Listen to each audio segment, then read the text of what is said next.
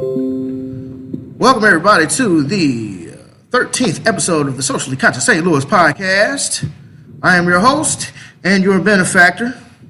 I'm just a regular old average Joe from the streets of St. Louis. I'm King David. I'm in here with my best friend, my main dame, my co-host, and chef extraordinaire, Rebecca Quarles.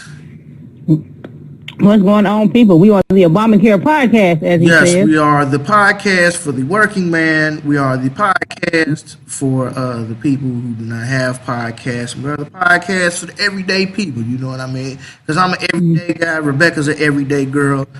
You know what I'm saying? We just two black Americans who love our people so much that we cannot stand to see them be mistreated the way that we have been mistreated for the last 400 and some odd years in this country, not including the thousands of years with the Arab slave trade in Africa and all of that, and the European slave trade, you know what I mean? Because they actually brought the slaves to like Haiti and South America and stuff before they came to North America. So the slave trade, the European slave trade has actually been going on for like 500 years or so. We just been in this country for about 400 years, give or take. But yes, we are the Socially Conscious St. Louis podcast, and we have a slew of topics today. We were actually supposed to have some guests today. I don't know. I guess my homeboy got caught up, taking care of his kids. Brother just had twins about a year or so ago. So he didn't get a chance to make it today. So that's kind of sad. It's second time, but you know how it is when you got young children and, you know, all this, that, and the third. You can't really dip and dab and do what you really need to do and want to do and blah, blah, blah, blah. So, you know what I mean? We'll have the homie back on some sooner or later, man. Sooner or later, we'll have him on the podcast and whatever, man. So today, I want to start out with the topic that's been on everybody's hearts and minds for the last week or two ago. We're going to talk about the Black Panther, Marvel's Black Panther movie. Now, I have not seen the movie, not yet. I do plan on going to see it at my leisure. I'm just not overly excited about it. I mean, to be perfectly honest, I was more geeked about going to see 1804 than I was Black Panther. And that's no disrespect to the director and the actors and actresses and everybody who contributed to the Black Panther movie. But as good as stories are, you know, as good as fictional stories are, they're not as good as non-fictional stories. So, me personally, I would rather have a non-fiction story and be able to learn something and take something away from that and use it. And I'm not saying that there's no good stuff that's in the Black Panther movie. Like I say, I haven't seen it. I've heard it was good. But then again, black people aren't the most critical thinkers. Not in this day and age. Anyway. Okay. I'm not gonna say ever because we created all the mathematics and the sciences and pretty much everything that you use in your daily life. The traffic light, the refrigerator, probably invented the telephone, everything. You know, pretty much everything we created. But you know, us as black Americans, man, we have been so conditioned into not thinking for ourselves that we don't think for ourselves, and that is a huge problem. We are more comfortable with a fictional storyline than we are a non-fictional storyline. So what do you think, Rebecca? What do you think about the movie? I don't know if you have seen the movie, but what do you think about all of the media swirl and tornado and hurricane that's been going around the release of the Black Panther 12 o'clock Thursday evening?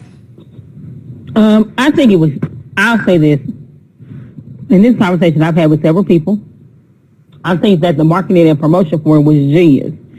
Not necessarily saying it was a good thing, I'm just saying that the way that they marketed it for black folks to be out to come see it in droves was genius. Because they put the movie out in smack dab in the middle of Black History Month, for one. And the fact that it was an predominantly all black cast, the director was black, et cetera, et cetera. I think that was genius. The fact that with the racial tensions and social constructs that surround race and race relations and stuff like that, I think that was also genius as well, the fact that they put it out in Black History Month. It was great marketing. Like, you can't hate on them. I mean, I can't hate on them for marketing because, I mean, everybody fell for it. I mean, people get paid billions of dollars strictly to do marketing. Strictly. Yep, and that was perfect. So, yeah. Can't even be mad at them for that. That was perfect. Can't be mad. Can't be mad. Even down to the premiere of it, where all the cast came out in some type of African attire in some form of fashion, and the fact that they had the African drummers out there, and they had like African or Wakandan soldiers out there with spears and bodyguards and stuff like that, and how everybody came out dressed in African attire. And I think the premiere is what set the tone for people to start coming out to see the movie in African attire, because nobody was talking about doing it until after that premiere came out. When they seen the premiere and how the cast came out dressed in their, African garb and blah, blah, blah, blah, blah. Do I think, I'll say this, in the city that I live in, between Kansas and Kansas City, Missouri, I have yet to see anyone dressed in any type of African attire, whether it's a dashiki, whether it's an African printed skirt or a head wrap. Like, I remember me putting on Facebook last year, and I said, man, it's a shame that I can't find an African shop here, like a shop that sells like African attire and stuff like that. And I've been seeing a lot of stuff online, but sometimes it's not authentic. So yeah, last year I bought some fabric, and I bought some fabric from this out-of-town African shop that I found online, and I made me 2 African skirts. But then just by chance, about a month ago, I went to go get my hair done, and right next to the Dominican shop is this African shop. Like, and when I saw it, it didn't look like it was open, but I went in, and it was like this slew of African clothes, and it was a person who was actually of African descent that worked there, which is how I got my dashiki shirts. So you're saying that the dashiki did not come from the China house around the corner? No, mine didn't. Oh, okay. Mine came from an African shop, and this lady makes the shirts herself. Like, she makes her own clothes. Made by Africans for Africans. Put a feather in that cap, people, because we're going to come back to that. Go ahead, Becky. But then, like, I do feel like I understand the argument of what Tom is saying. Because at first, I just looked at it like, oh, it's just a movie. But then I thought about it, and I understood why some people are frustrated, because they feel like, we got a lot of black people who they don't dress like this no other time, but they decided to dress like this for this movie. And I will tell you this, I noticed how I'm treated differently when I wear this attire versus when I wear regular street clothes. Please elaborate. Like, say for instance, when I go to the store and I got on regular street clothes, people are more, it depends on where I am. And it depends on what type of people that I run into. Sometimes folks they either try to stay away from you, or they are overly nice.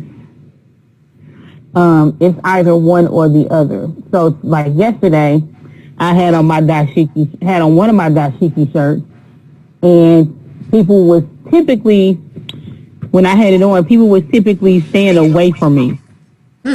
Today, it was one of them situations where it was like, you know how people trying to treat you overly nice just so they don't think that you gonna snap. You know what I mean? It was kind of like that. Now, when I'm street clothes, I don't get any of that at all. So, I mean, for me, that's and people may not see it like that, but that's just how I notice the difference. But that's your personal experience. I do understand what people are saying, though. Like, they think that it's fair because black folks, people feel like we as black folks really don't come out to support our own. I feel like if you want to go dress in African attire, fine. Do what you want to do. Okay, whatever. But are you dressing like this at any other time? Prime example, like I'm in this book club, and I'm like, hey, we should do like different themes and stuff. Like maybe, 1 month we should do this and 1 month we should do that. So I posed the question of how come we can't dress in African garb if we go out to dinner and we all out and this and that and we enjoying stuff? How come we can't do that? And out of all the members, I think only a few of them thought that it was a cool idea. Everybody else just kind of shied away from it. You know what I mean? Colonized minds. So, Colonized minds, #Prince. Look it up. So, I mean, that's just how I feel about it. I mean, at first, I thought it was a movie, but then I started hearing the arguments of several people. And I was like, well, that is true, because in the space that I live in, I don't see rarely anybody. I have yet to see somebody wear a dashiki shirt. I have yet to see somebody wear African print skirt. Now, I will say this, when I wear my stuff and I'm around black folks, they'll be like, oh, that's nice. Where did you get it from? Where did you this? And then I have to tell them, well, the skirts I made, but these shirts, this is where I get the shirts from. Now, I'll have people that ask me questions, but I still don't ever see nobody wearing anything like this. Sad. So that's my opinion on it. All right. Do better, black people. Right. Well, as far as the African attire, I love African attire. You have to understand the difference between African attire and European attire. European attire is strictly like solid colors. It's like solid colors or some sort of plaid, but it's usually like dark. European fashion is typically like more darker. You know what I mean? African fashions are typically more bright, more vibrant, and you could tell by the way of their like what you have on. They're multicolored fashions. You know what I mean? So most of your dashikis, your main color is yellow, but you got red and white and orange. You got a little bit of black here. You got some pink over there. African attire really reflects the personality of the African people. The African peoples who are bright and vibrant and cool. You know what I'm saying? African attire is designed for you to be cooler. You know what I mean? So, I love African attire. This is pretty airy. And I love it because it's not overly hot. Right. And, I believe it's October 15th is National Dashiki Day. Pretty sure. But anyways, I bought a red dashiki poncho from Marshall's Designs. It's MARSCHALLS Designs.com. It's Marshall's Designs. It's West African fashion made by West Africans. The brother who owns the company is West African. He get his people in Burkina Faso, I believe it is, to sew all of the fabrics and make all of the clothes, and he pays them, and then they ship the stuff to wherever he gets his stuff shipped from. So that's my main go-to place for African attire. And I love my dashiki poncho. It's bright red. You can look on my Facebook. I actually got the profile of it right now. I love it. I bought a purple one. I have a purple dashiki. You've seen that in the 1804 Hidden History review I did. It's a white and purple dashiki. I love African fashion. I cannot stress that enough. I like European fashion. I like regular t-shirts and jeans and all of that other stuff. That's cool. But it's about balance. And I like African fashion just as much as I do European fashion. Who's to say that you can't wear both or celebrate both? You know what I mean? And in African fashion, it's like the same fabrics from years and years and years ago, but they're now sewn in different styles. You know, they're created in different styles to keep it updated for the 21st century. So I wear my stuff, and I'm one of the very few people who I've ever seen wear a dashiki. And I get around St. Louis, don't get it twisted. I get around. And I rarely see anybody with any type of African fashion, whether it be a shirt, whether it be a whole full-length dashiki, whatever it is. I rarely see us folk in African fashions. I rarely see it. And when I do see somebody, you know what I do? I give them a compliment. Why? Because I am a black man giving positive reaffirmations to another black individual. And I know that ain't what you white supremacists want. You want us to be divided so you can conquer. But I'm not going to allow you to do that. As long as I walk this earth, I'm going to bang on the beast. I'm letting you know right now, I'm not going to stop. You're going to have to take me out of this world in order for me to stop banging on the beast.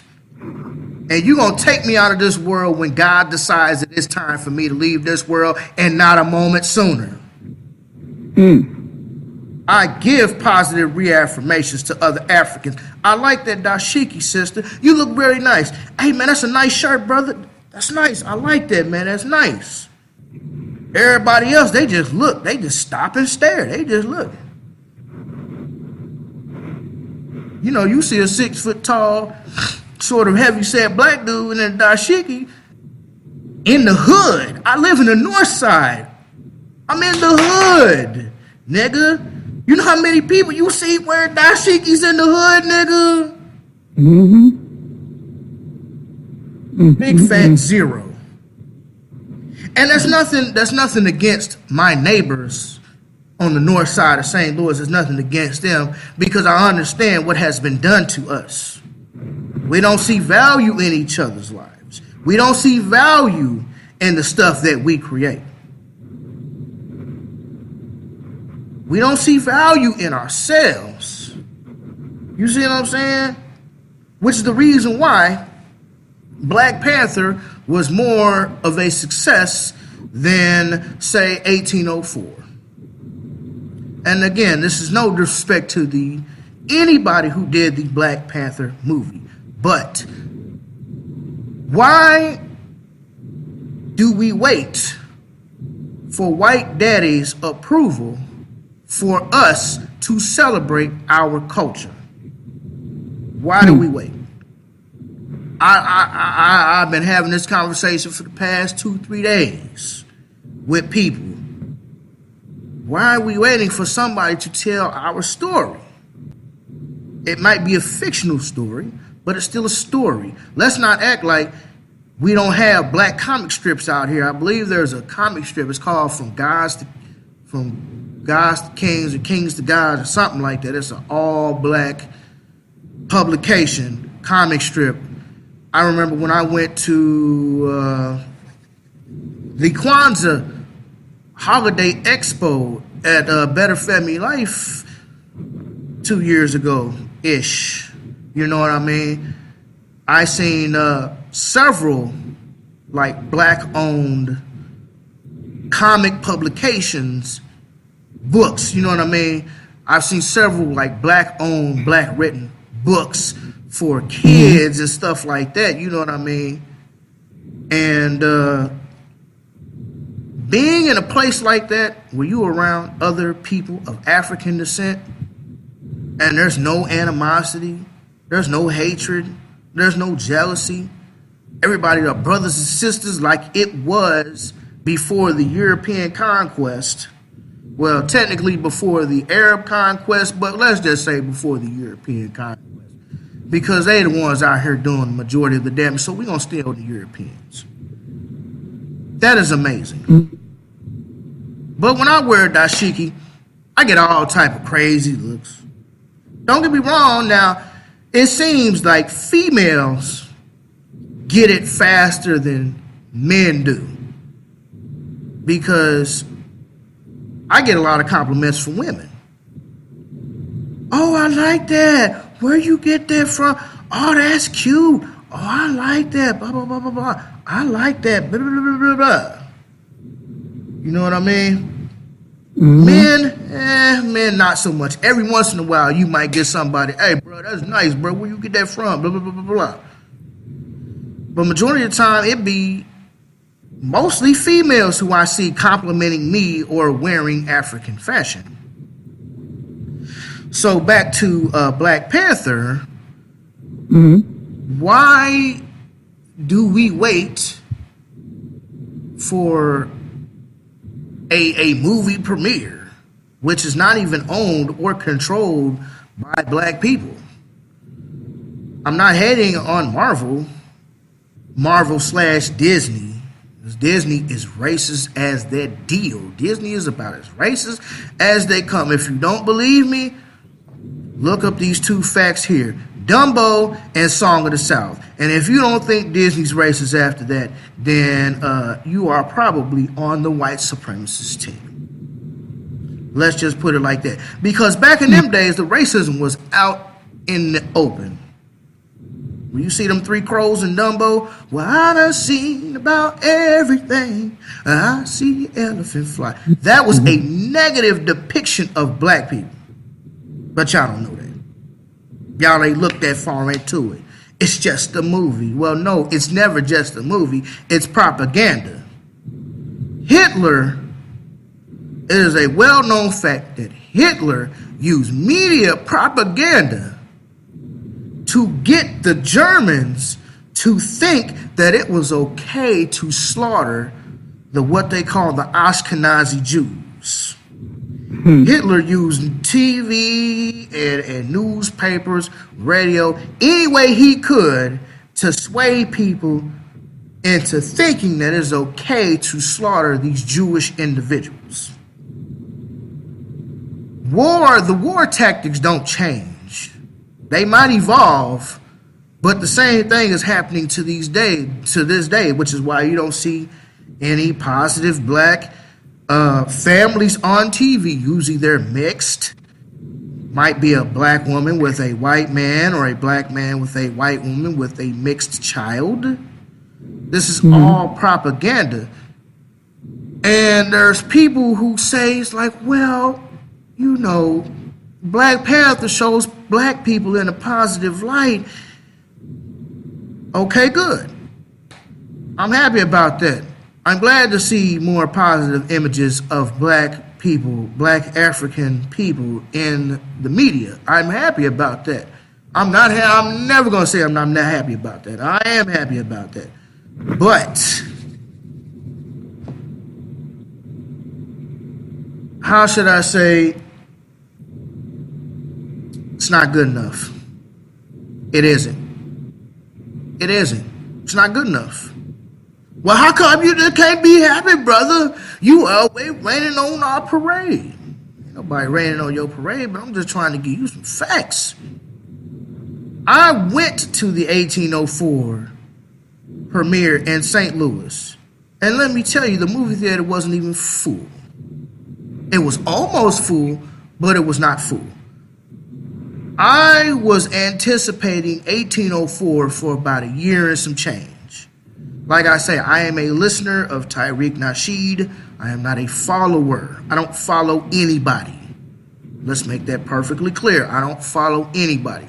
I had a conversation with a brother who was my former business partner. He like, oh, you a Tariqite. A what? Oh, you a Tariqite. No, I ain't no Tariqite, bruh. Well, you a follower. I didn't know he had him. Well, you a follower. I'm not a follower. I'm a listener. I listen to him. Much like I listen to Minister Farrakhan. I listen to Jason Black, Professor Black Truth, Son Netter. I listen to a lot of people, but I don't follow anybody.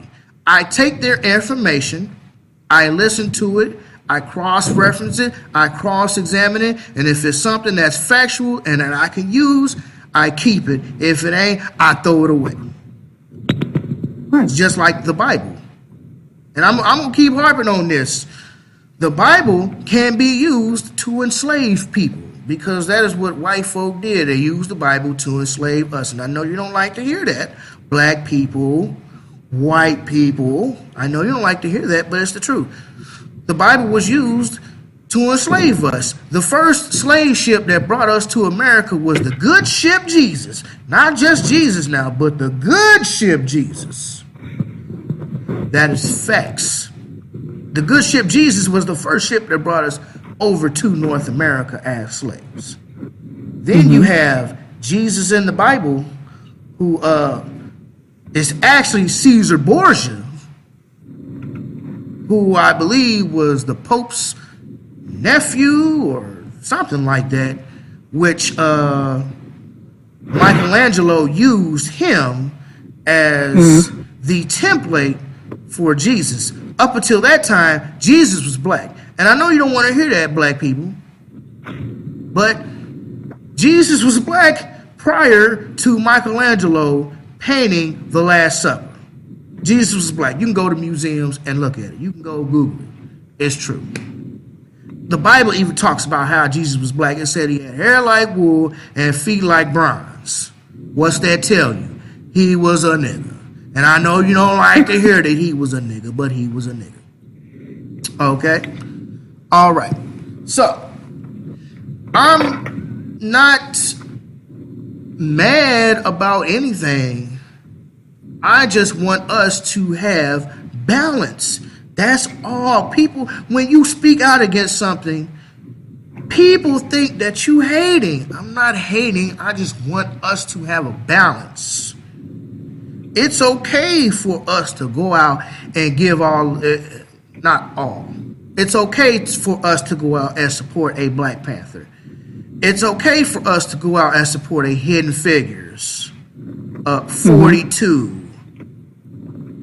You know, but these type of stories should have came from us. That's all I'm saying. That's all I've been saying. Why are we more excited about a fictional story than we are about nonfiction? I would rather take the story of Haiti and how they rose to independence and defeated all of the major, not some of the major, but all of the major European powers that be defeated them and kicked them out of Haiti. So much so that they put trade sanctions on them. They put blockades in the ocean around the island so they could not get anything in or out. So I would rather see us do balance. And for those who say, I heard a brother say on my Facebook, like, well, we don't own any studios. Like, well, no, that's false. Tyler Perry owns the studios. Well, Tyler Perry, he does moist movies. It doesn't matter. In this day and age, with the amount of technology and resources that we have access to, there's no reason why you cannot film your own movie. There's no reason. I could go to Best Buy right now and buy $1,000 camera and some $35 software on my laptop. And I could go out and film my own movie, chop it up, and put it together. You don't need somebody to do something for you. It goes back to what I said a few weeks ago when I was having that conversation with the other security gentleman. Why are you waiting on somebody to do something for you that you know that you should be doing? You know you need your gun. If you could carry, you need to go get your gun. You know you need mace and the baton, so you need to go take the class to get your mace and baton. We know we need to finance our own stories. If you don't finance your own stories, the white supremacists are gonna tell you what to put in there. The Miles Davis movie, Don Cheadle, there was a white savior in that movie. That was false. That never happened. And I know that because Brother Zoe Williams knows Miles Davis's, I believe it's his nephew, who works at the same radio station that Zoe works at. And he told him, like, that never happened. That never happened. There was no white savior. Let's go to Hidden Figures. I liked Hidden Figures. Hidden Figures was a very good movie. I really liked that part where the one kind of heavyset lady, I forget her name, but she's been in a ton of movies. But the one heavyset lady, Octavia Spencer. Octavia Spencer. I love it when, I believe it was her and her child in the library and in the whites only section. And her child asked her, well, Mom, why are you taking that book? Because I pay taxes and I pay for this book so I can take it. I love it. I love it. But there was a scene in Hidden Figures where the white savior came in and knocked the white-only restroom sign down so that the few black women who worked at NASA could use the restroom that the white women used. That wasn't factual either. There was no white savior. There was none. I know you white people are listening. This gets around the internet. This goes worldwide. I know you're listening, and if you ain't listening now, you're going to be listening at some point. I know y'all love when y'all come in and save black people, but black people do not need to be saved by you. We can save ourselves. And prime example is that Hidden Figures movie. That didn't happen. And when one of the survivors of that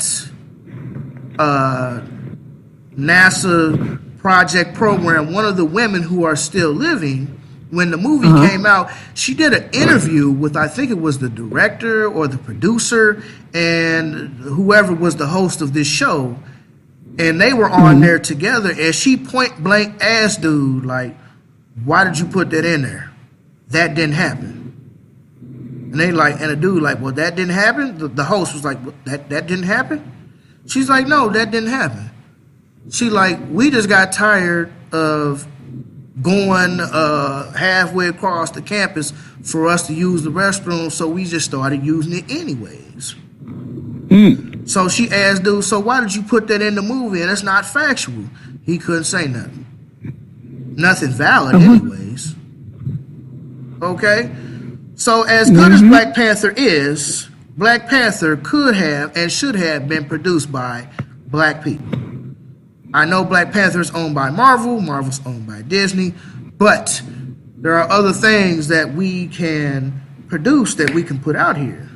You know what I mean? I do understand why we rush out and we go do some stuff because white daddy said it's okay, or because the white man's ice is colder. You know, what really grinds my gears is the fact that everybody wants to be so pro-black. Like it's a fad. Everybody wants to be dressed up in their African garb. People who I've never seen in a dashiki shirt, a poncho, a whole long knee-length dashiki, no dashiki shorts, none of that. I've never seen none of these people. Friends of mine on Facebook, none of these people dressing up in no African garb except when you want to go see Black Panther. And how about most of y'all African garb did not come from Africa? It came from the China shop around the corner. When you look on the back, it say made in China. And if I come to you and ask you, excuse me, brother, where'd you get that dashiki from? Oh, I got it from over there, such and such and such and such. Okay, brother. So why does your shirt say made in China? Made in Taiwan, made in Vietnam. You supposed to be supporting black people, right? This is supposed to be an African fashion. So why do you not buy this from an African person? And I don't want to hear, well, I couldn't find no African shop. There's some bull. That is some bull.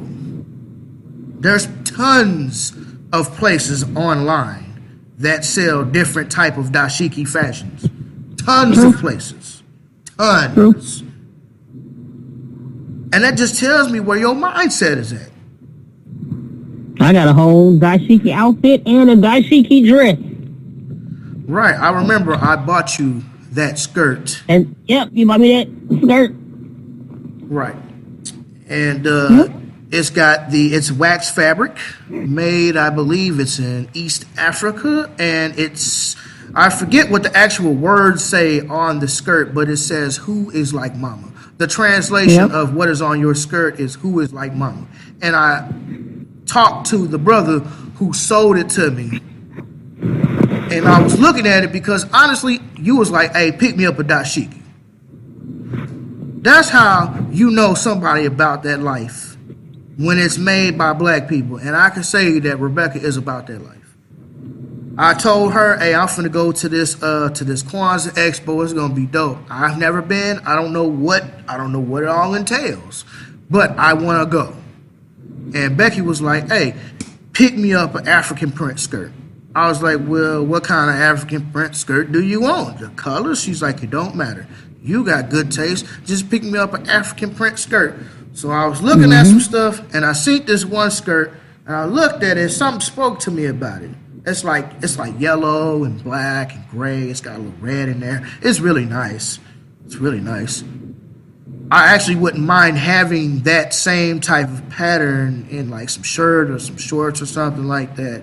You know, I'm not really the skirt dress wearing type of dude. You know, I don't really wear skirts and dresses, okay? But the fabric, I love the fabric. It's wax fabric. It is authentic wax fabric. From, I believe it's East Africa. I believe that's what the brother told me, if I remember correctly. That is correct. Right. It's real. Now, my bigger issue is the fact that this is a fad. And I see it.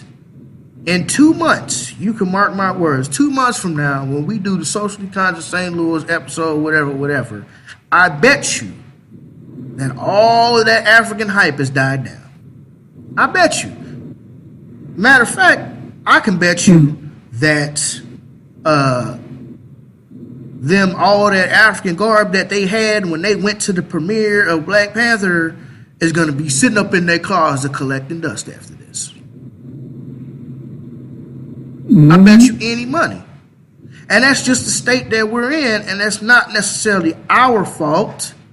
It is our fault to a certain extent, but we are victims of the programming that is in our brains. So we don't see value in each other. We don't see value in African stuff like I do. I can appreciate our culture just as much as I do a European culture or Asian culture. You know what I mean? I love Japanese culture just as much as I do African culture. I love Japanese anime and cartoons and just as much as I do everything else. You know what I mean? You don't have to be a linear individual. We seem to think that you can only be one way. It's not true. You don't have to be one way. I love studying and researching and listening to lectures and listening to videos and podcasts of people who are more knowledgeable than I, especially in different fields, because Anthony Browder has spent 30 years studying like certain dynastic periods, and Dr. John Heinrich Clark has spent all of his life studying a certain part of African history. You know what I mean? So everybody has their niche. Everybody has something that they can study. And these are people who have dedicated their lives to one area of study. One area. Dr. Clark went blind studying. I cannot make this up. Dr. Clark went blind studying. He used to read so much, and he be in like the bush of Africa and stuff like this. Here, he be reading in low light, and he did that so much he lost his sight. That is somebody who dedicated his entire life to learning something. So these are the people that I look at when I want to learn something, because like I don't want to be a scholar, but I want to know the information that they have researched. Like I say, I like to research history and white supremacy. But you can spend an entire lifetime on one area of Egyptology, or what it's Europeans call it Egyptology, right? You could spend a lifetime in one area of study, and it still wouldn't be enough. I was listening to a lecture the other day by Dr. Clark, and he said he read about, I think, like 8 books on Shaka Zulu. I'm like, wow, 8 books just on Shaka Zulu alone? Yes, just on the great warrior king Shaka Zulu. So I like to learn from these people. And I had a friend, Facebook friend, old schoolmate, was basically like, well, what do you do in your spare time, blah, blah, blah, blah. I'm like, well, majority of my time is spent researching and learning and listening to lectures and this, that, and the third, and reading. I like to educate myself. Educate means to bring out of ignorance. So I like to bring myself out of that darkness, out of that ignorance. And I say, look, I like smoking and drinking and partying and driving fast and, you know, doing all the worldly things that the flesh craves. I love it. I do. But there's a time and place for it. We as Black Americans, and I'm going to say this and I'm going to be done. We as Black Americans are too much like the grasshopper and not the ant. You see, there is a story that has been around for generations and generations of an ant and a grasshopper. And for those of you who don't know the story, let me tell you the story. There's an ant and a grasshopper.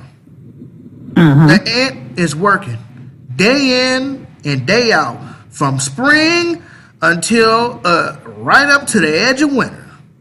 Every day, all day. The grasshopper just hopping around, kicking it, playing. He asked the ant, what you working so hard for? You don't need to work that hard. Come over here and chill out. And the ant was like, nah, I have some stuff I have to do. Winter's coming. I have to prepare.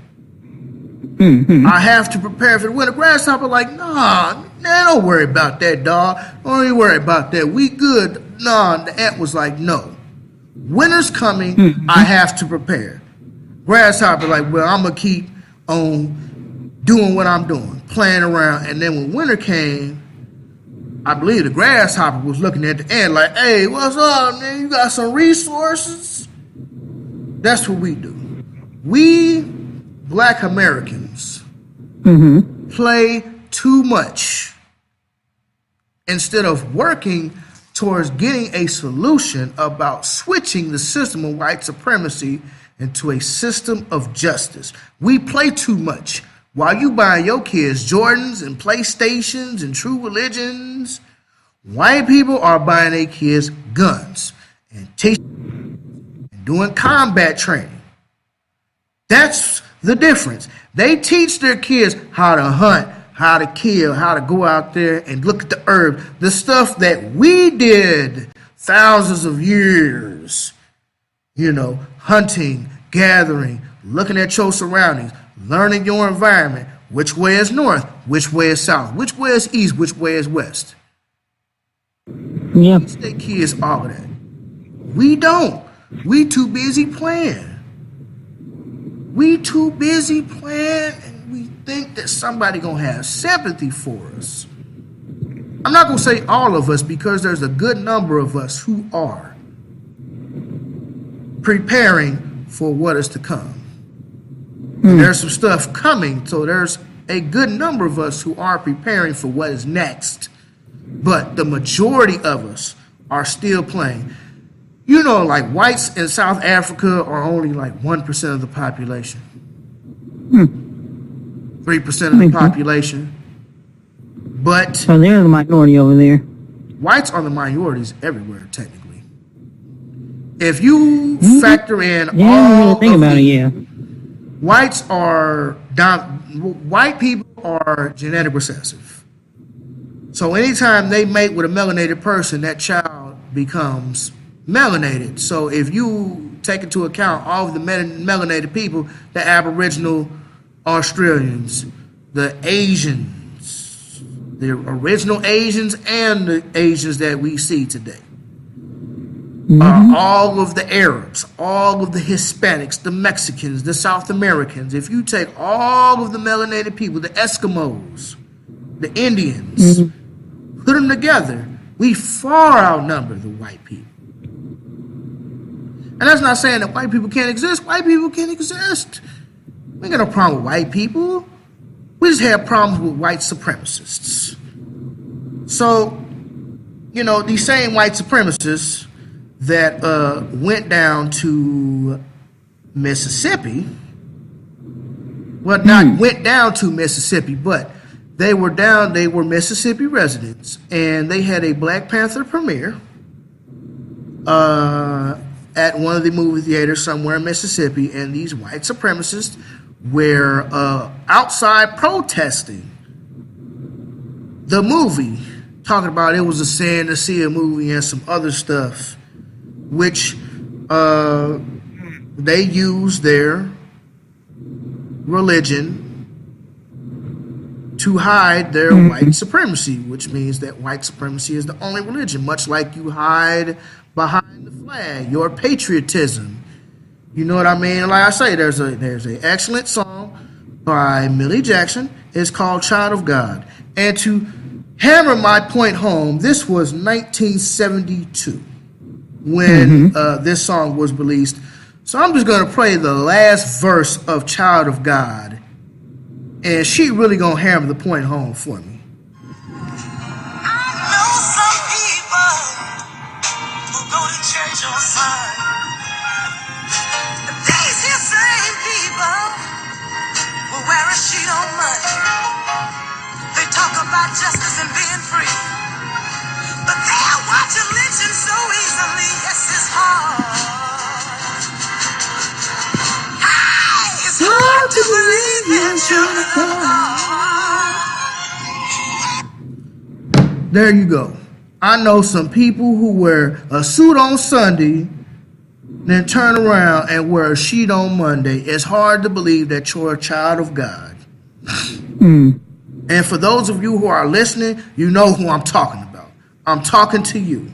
All of you white supremacists who hide behind Christianity, who hide behind Catholicism and all of your religion in order to exact your white supremacy. You know who I'm talking about, because you the same ones that she was talking about in 1972. The only difference is you don't wear a sheet on Monday.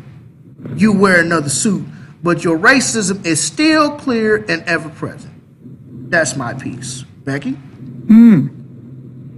I have nothing to say to that because I 100% agree. I see it all the time at my job. All the time. It's becoming more and more prevalent. Right. So, and I have to call it out for what it is. So, yeah, I agree. That's right.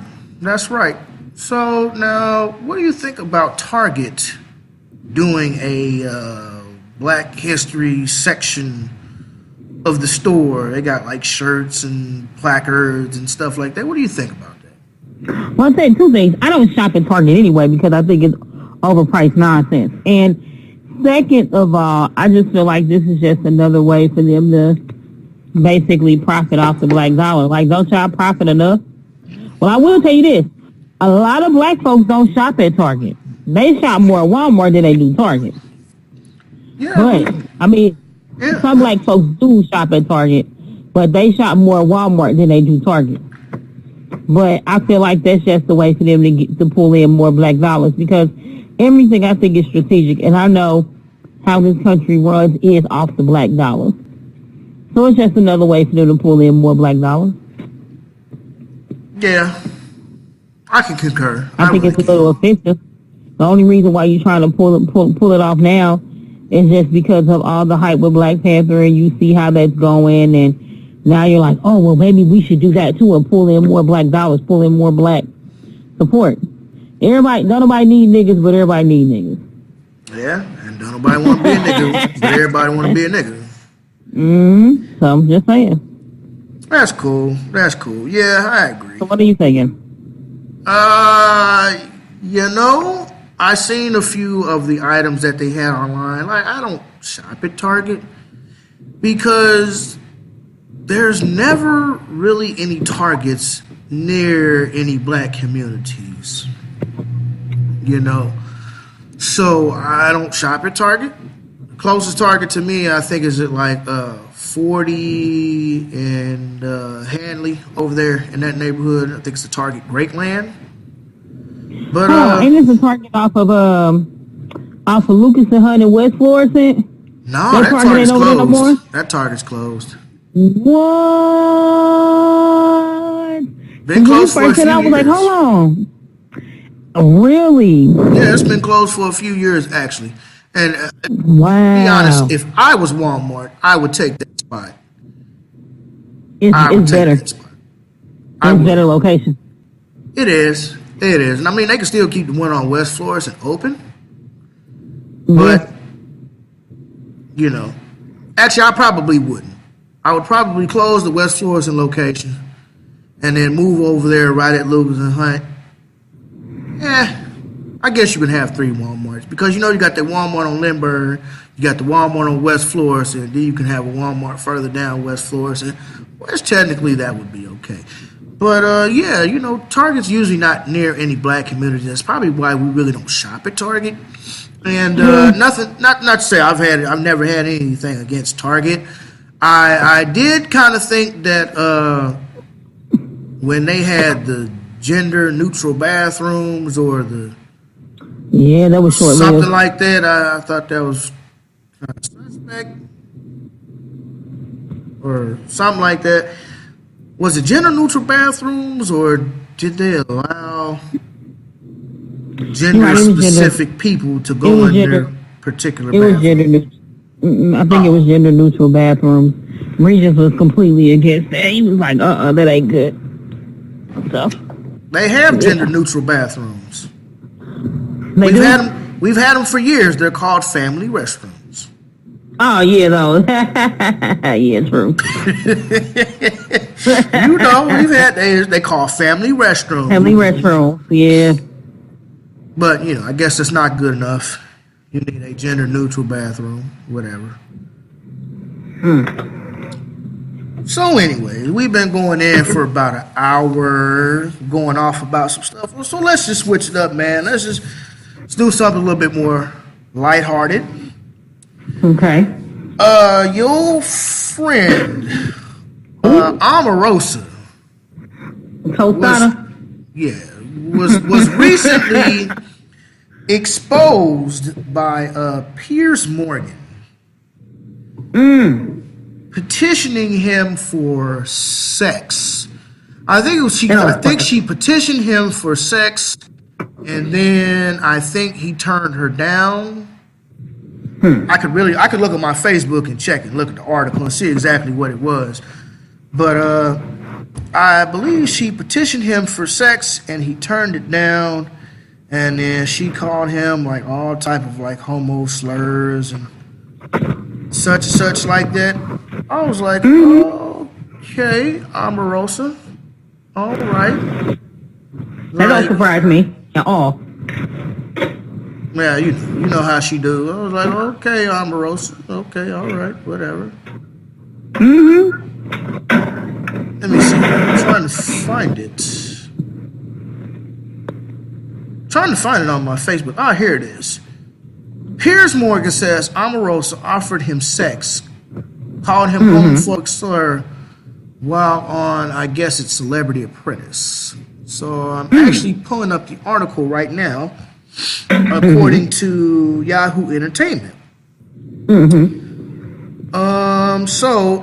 According to Yahoo Entertainment, it says that Piers Morgan came out swinging against his former Celebrity Apprentice colleague Omarosa Magnigo, saying that she offered him sex during the time on the reality series, then hurled a homophobic slur at him when he passed on her offer. So, because he doesn't want to sleep with you, he's homo? He's gay? But that's what it sounds like. Because he doesn't want to sleep with you, he's gay? Okay, let's continue. Morgan made his claims about Magnigo, who recently made headlines due to her comments about the Trump administration during her stint on Celebrity Big Brother. In a daily column published Tuesday, the British media personality held little back in his assessment of Omarosa, calling her a vicious, duplicitous, lying, conniving, backstabbing piece of work. And that is definitely all Omarosa is. So Yeah, he told the truth. And there's a bunch of other stuff in here. So it basically, I'm not going to read it all, but it basically just continues on to say that after he rejected the offer, Magnigo decided to repeatedly question my sexuality in the most crude and offensive manner. Among the instances Morgan wrote was when Magnigo snarled at him, "Shut the F up, you a-hole. How are your kids going to feel when they wake up, discover their dad's a effing F something? Effing, oh, I guess you meant to say faggot, because they kind of got it blurred out on here. So it's like F slash and then like slash T. So I guess she calls him a faggot, I guess. Wow.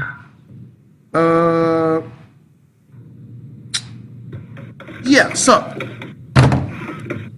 Omarosa petitioned Piers Morgan for sex. He turned her down, and she called him all type of gay, homo, whatever, which speaks to who Omarosa is at her heart of hearts. In Omarosa's heart of hearts, she is a Negro Bedouin.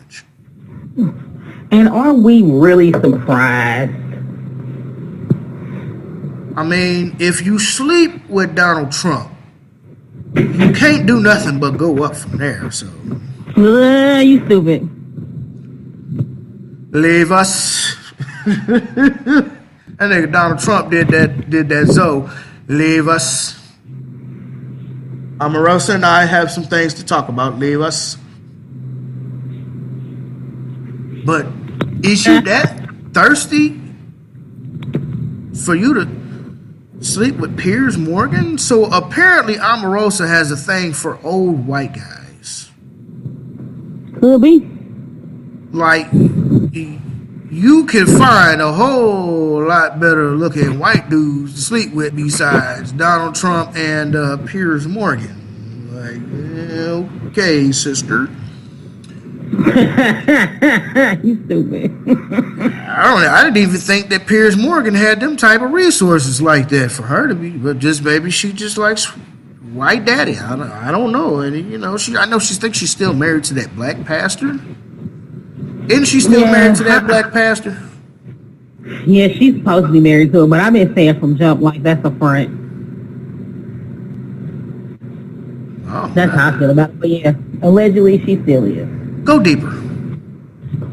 I can't. Okay. Becky, like, look, I've been saying this about Omarosa this whole time. Man, and everybody was like, nah, I don't know what you talking about. I'm like, man, look, when she first was announced as one of Trump's employees, when she did that interview where she was like, every detractor, every person that tried to stop him, they're going to have to bow down to President Trump. And I was like, what? And I watched the interview, well, pieces of the interview, at least 10 times. And I said, oh, she's sleeping with him. You know it. And when I had a conversation with somebody who's an avid Trump supporter, she said, that ain't necessarily the case. How do you know that to be true? I said, you look at this interview, and don't look at it from a Trump supporter standpoint. Look at it from a standpoint of how a woman would defend her husband, or how a woman would defend her lover. And you come talk to me when you get done looking at that. And she watched that interview at least 3 times and came back to apologize. Because she was like, I didn't even notice it at first. I was like, the way that she talks about him as if that's her spouse. So it don't surprise me that she's trying to sleep her way into somebody else's or she tried to do it before. It don't surprise me. And I'm sure Melania know. Hell no. She Please, Melania don't want that green card rejected. Oops. Melania don't even like him.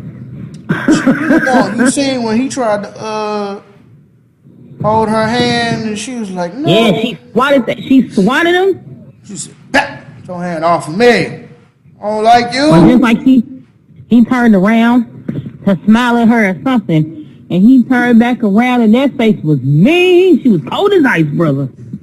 On the Rick James. That's Omarosa's boo. Or on former Rick James boo. type game. Former boo. That ain't Omarosa's boo no more. She got I fired. don't think it's formal. I think they still sleeping together here and there.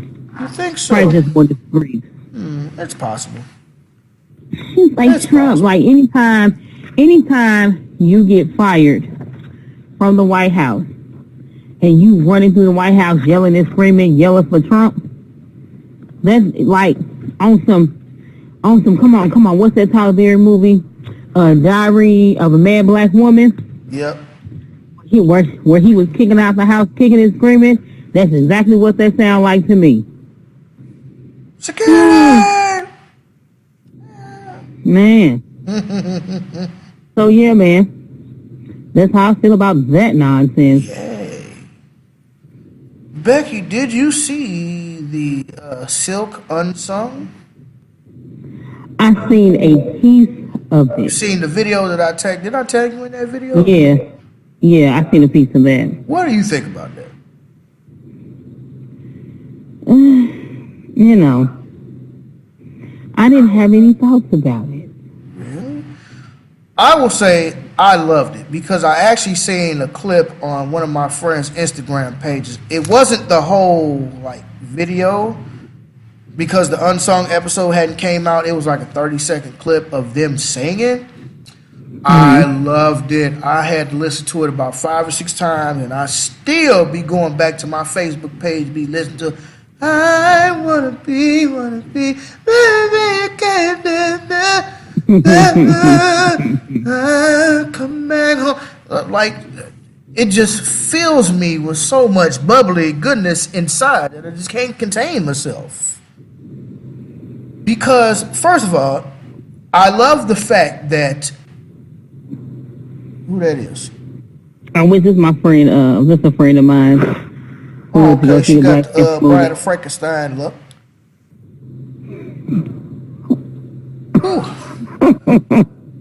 Anyway.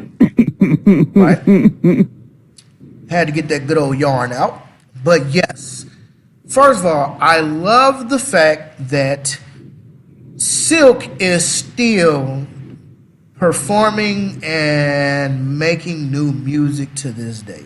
Because Silk is one of those groups from the 90s. You know, all the groups very legendary. From the groups from like the 80s, like the early, mid 80s to like the close to like the end of the 90s, you know, you had the groups like BBD, New Edition, Blackstreet, you had Silk, you had Guy, you had H-Town, you had En Vogue, you had SWV, you know what I mean? You had all of these fantastic black people singing from the depths of their soul. And I love the fact that these brothers are still friends, they still perform, they still tour, they still make new records, and they sound just as good, if not better, as they did back in the day. And dude playing on the piano, and I love the fact that, and as a singer myself, have been a singer for years and years and years and years. The true testament of a singer is singing a cappella. The true testament of a rapper is to freestyle. True. Back in the day, you could not be considered a good rapper if you could not lay down a nice freestyle. Even if it's something that you came together in your head, because a freestyle isn't just off the top of the dome. According to master teacher KRS-One, a freestyle could be something that you just thought of at the top of the dome that you rhyming on the mic. It could be a compilation of old lyrics and stuff that you took from other songs and put them together and made it and sort of like a new freestyle. So freestyle has many type of different meanings. Okay, according to master teacher KRS-One, shout out to KRS-One. But the true testament of a singer is to be able to sing a cappella. No auto-tune, no Pro Tools, no Fruity Loops, no none of that. What? Just oh, you ain't never heard of Fruity Loops? Fruity Loops? Yeah, No. Fruity Loops is a music sound engineer program Okay. that people like to use. But I love the fact that these brothers can sing a cappella. And it basically was, aside from the piano, these brothers was basically singing a cappella, man. I love it, because that's how you know somebody can truly sing. It's just like Boys to Men could come out and do that song with LL Cool J. Hey lover, this is more than a crush. Hey lover, this is more than a crush. Love, hey love. You'll be like, oh, they do it, man. Or because as a matter of fact, I got a CD. What is it? One of them old groups from the 90s who only came out with like 1 or 2 albums, but they was dope. They got this one. They got this one like little intro on one of the albums that I bought, and they singing a cappella. You know, like when you're feeling all alone and you feel no one is gone, they'll be alright. We're gonna be right. Man, I love the fact people can sing without like no music. You just turn the music off and just listen to their voices. I love it. And for them to still be touring and performing to this day, and they sound good, I love it. I love it, because so much these days is so doctored up, it's so auto-tuned, it's so Milli Vanilli. Girl, you know it's, girl, you know it's, girl, you know it's, girl, you know it's, girl. Go look at it. That's what happened. Milli Vanilli was a boy group that got put together, and the niggas couldn't sing at all. So every time they would do a live performance, they would have a track. And this one time, I think they was at a award show or something. But you know, Milli Vanilli was like, "Girl, you know it's true." They was like, "Girl, you know it's, girl, you know it's, girl." The record skipped. The record skipped.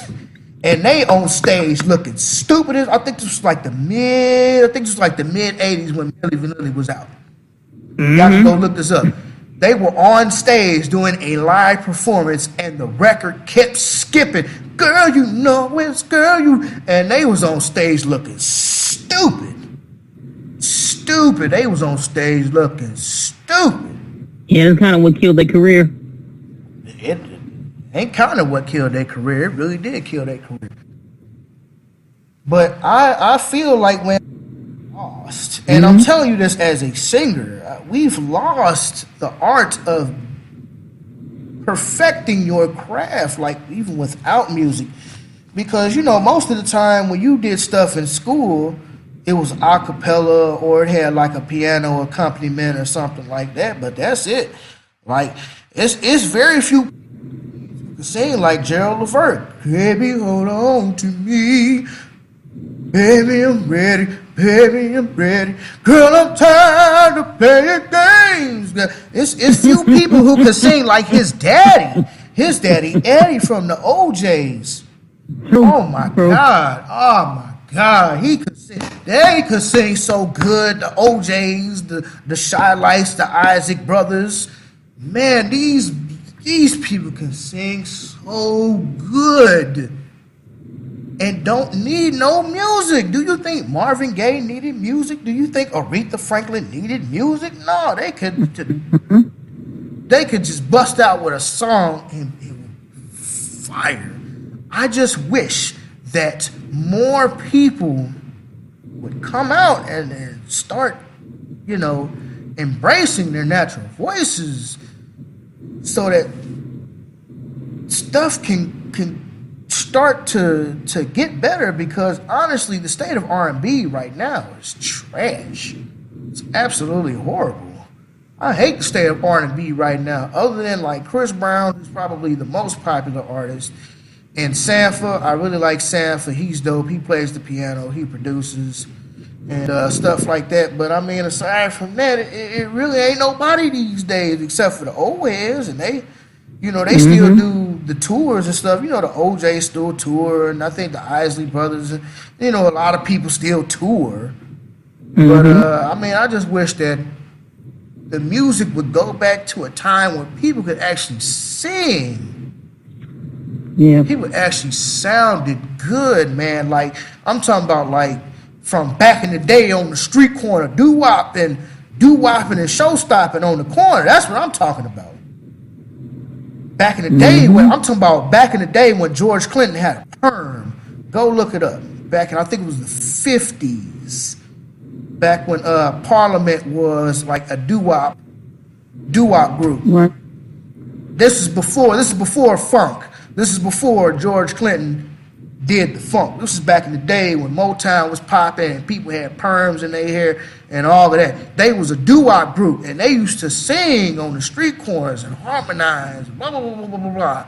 And I just love it, man. I just miss that natural, that just raw, natural, unfiltered, unadulterated, just talent. Like, you know you can sing because there's no music. It reminds me, and I'm going to say this and I'm going to be done. It reminds me of an episode of Real Housewives of Atlanta. Candy, you know Candy from what she play? What group was Candy in? Escape. I think Candy was in Escape with her and Tiny. That is correct. I believe. Yeah. Okay. So her and Tiny T.I.'s wife was in a group called Escape with I think two other sisters. And she had this friend, this white friend. Her name was Kim Zolciak. You remember her from the Real Housewives. Kim Zolciak. She married the Philadelphia Eagles football player. Well, she had this song, Tardy for the Party. Don't be tardy for the party. Oh, when you heard her singing without the music, oh my God, it was horrible. Candy say she had to doctor that music up so bad. And I actually think they say that Britney Spears was like that too. I think they doctored up Britney Spears' music when she first came out because she couldn't really sing all that good. But, I mean, I say, man, I just miss people being able to sing, being able to rap just strictly off of talent, man. I don't want to hear about your birds and all your chirping sound effects, bro. I want to hear some real. I want to hear that real. I want to hear Boys to Men. this Christmas. I want to hear some Boys to Men. I want to hear. I used to listen to Voice to Men on replay. I used to love Voice to Men. Yeah. Other we go to the end of the road. Still I can't let go. It's unnatural. It belongs to me. I belong to you. Oh my God. We used to have to put that on repeat. I will always love my mama. Then them songs, boy, that's them songs you can sing to. She's my favorite girl. Man, that's them songs that you can sing to. You used to be my girl. Do, do, do. Used to be my girl. Yeah, man. You could, I cannot help myself but to sing to all them. Oh, if I hear Boys to Men, I'm singing the Boys to Men, nigga. If I hear the OJs, I'm singing to the OJs, man. I just love it, man. Earth, Wind, and Fire, you can sing the Earth, Wind, and Fire. Man, I can't sing Earth, Wind, and Fire because I got the baritone bass voice and I can sing tenor. I can sing second tenor, which is low tenor. Philip Bailey, who was the lead singer of Earth, Wind, and Fire, had that falsetto. He had that falsetto like the Dream. Like the Dream. The Dream is the only person that I can think of off the top of my head these days who has a falsetto like Philip Bailey. Y'all remember that song? In a falsetto, ooh, ooh, baby, ooh. And I know I'm singing an octave lower, but I really can't get my voice that high. And then he's like, ooh, ooh, ooh, ooh, ooh. He hit that high note, boy. Brothers, man, can't nobody sing like that, man. We have just lost the art of It's been a long time since I've sang in falsetto. It's not hard. It's just been a while. Yeah, how do you feel when you hear that Sam Cooke? I was born by the river, yeah, in a little tent. Oh, just like the river I've been around. This nigga eyes closed and everything. Yeah, you know how we get, nigga. You know how we get. It's been a long time coming, but I know.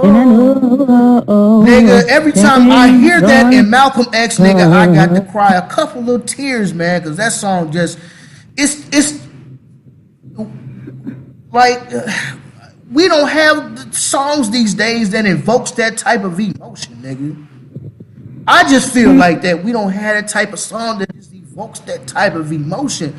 Like, let's go back to Boys to Men and LL Cool J, Hey Lover.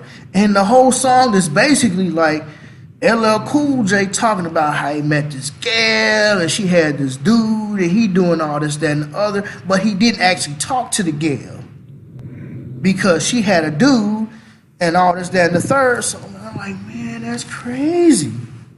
Like, it's like, hey, lover, this is more than a crush. That means you really, really like somebody. When you say this is, hey, lover, this is more than a crush, that means you really, really like somebody. Or that OJ, help, somebody please. Somebody. You know Eddie Laverne. Somebody.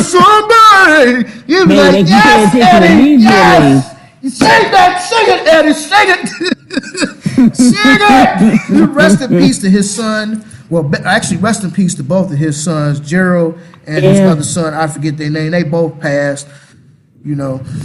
But them songs, man, they just invoke a certain type of emotion. Baby, hold on to me. You're like, oh, man, look. That's why females used to throw panties on stage. I'm done. you got what I need. They be just like, take my panties, Teddy. Just take them. Hey, look. You know your grandma as the sweet grandma that bake you cookies and all. Look, grandma was getting loose back in the day. That's all. Grandma was throwing draws on stage. Now, somebody I know, somebody we don't particularly mention on this podcast, but when he did this comedy show, he was singing, come on, what is that song? Who is it? Who sings that song that goes, girl, you know I love Lenny you. Williams. Lenny Williams? Lenny Williams. When Steve Harvey was singing that Lenny Williams, that old lady had a pair of drawers with and ran up to the stage and threw them panties on the stage. And he picked them up and he was like, now who mama done threw? And the whole crowd turned around pointing to her. And she all in the stage, I'm still there. Hey, don't matter. Like, oh my God, she just threw them drawers on the stage. All right, we're cool. I cannot. Man, that's what they used to do, though, man. That was back in the days, man. Like, I just feel like people don't revoke that type of people. Now, I can't say there's people like Marsha Ambrosius who can really sing. Marsha Ambrosius can sing. She can't just sing, she can sing. Inside and outside of Floetry. I hope she cheats on you with basketball player. Hope that you Kim Kardashian the layup. Don't know the difference between twisting and the layup. Oh man, I love Marsha. Marsha can sing her ass off. I'm not saying there's people that can't sing these days, but the people who can really like sing, like because you know there used to be a time when a lot of these old groups like H-Town and them, they would stop in the middle of their concert or sometime in their concert, and they would do like a whole song a cappella. I think we've lost that, man. No disrespect to Bruno Mars, but would Bruno Mars really go on stage and sing a cappella? I don't know. Yeah, I don't know. I don't know. You know what I mean? Michael Jackson could sing a cappella. I want to love you, better young thing. Man, look. You know, that's how I feel, man. I mean, I love music. I love music. If there was no music, I think I would die. You can't do it. Music is like the ultimate expression of your soul. Like music, art, stuff like that is like the ultimate expression of your soul because you could just lay it all down. And also, shout out to all of the writers back in the day. Because most artists did not write their songs. You know, OJ's, most of their songs came from like Philadelphia, Duo, Gamblin' Huff. They wrote majority of the songs. Majority of the songs that came out of like Motown was written by like Smokey and stuff like that. But that says a lot about the writers. But the writers can only write the song. You know, a musician can only put the music to the song. It's the artist's job to make that song a hit. True. So let's not forget about all the unsung heroes who used to write for our favorite groups back in the day. And I'm finished. Anything, Becky? No? Yes? All right, very good. So, what do you think about Samsung saying that you should not have any type of private informational conversations in front of smart TVs? Now, this is actually an old article from a few years ago. I don't know, somehow it resurfaced. It's the internet stuff resurfaces.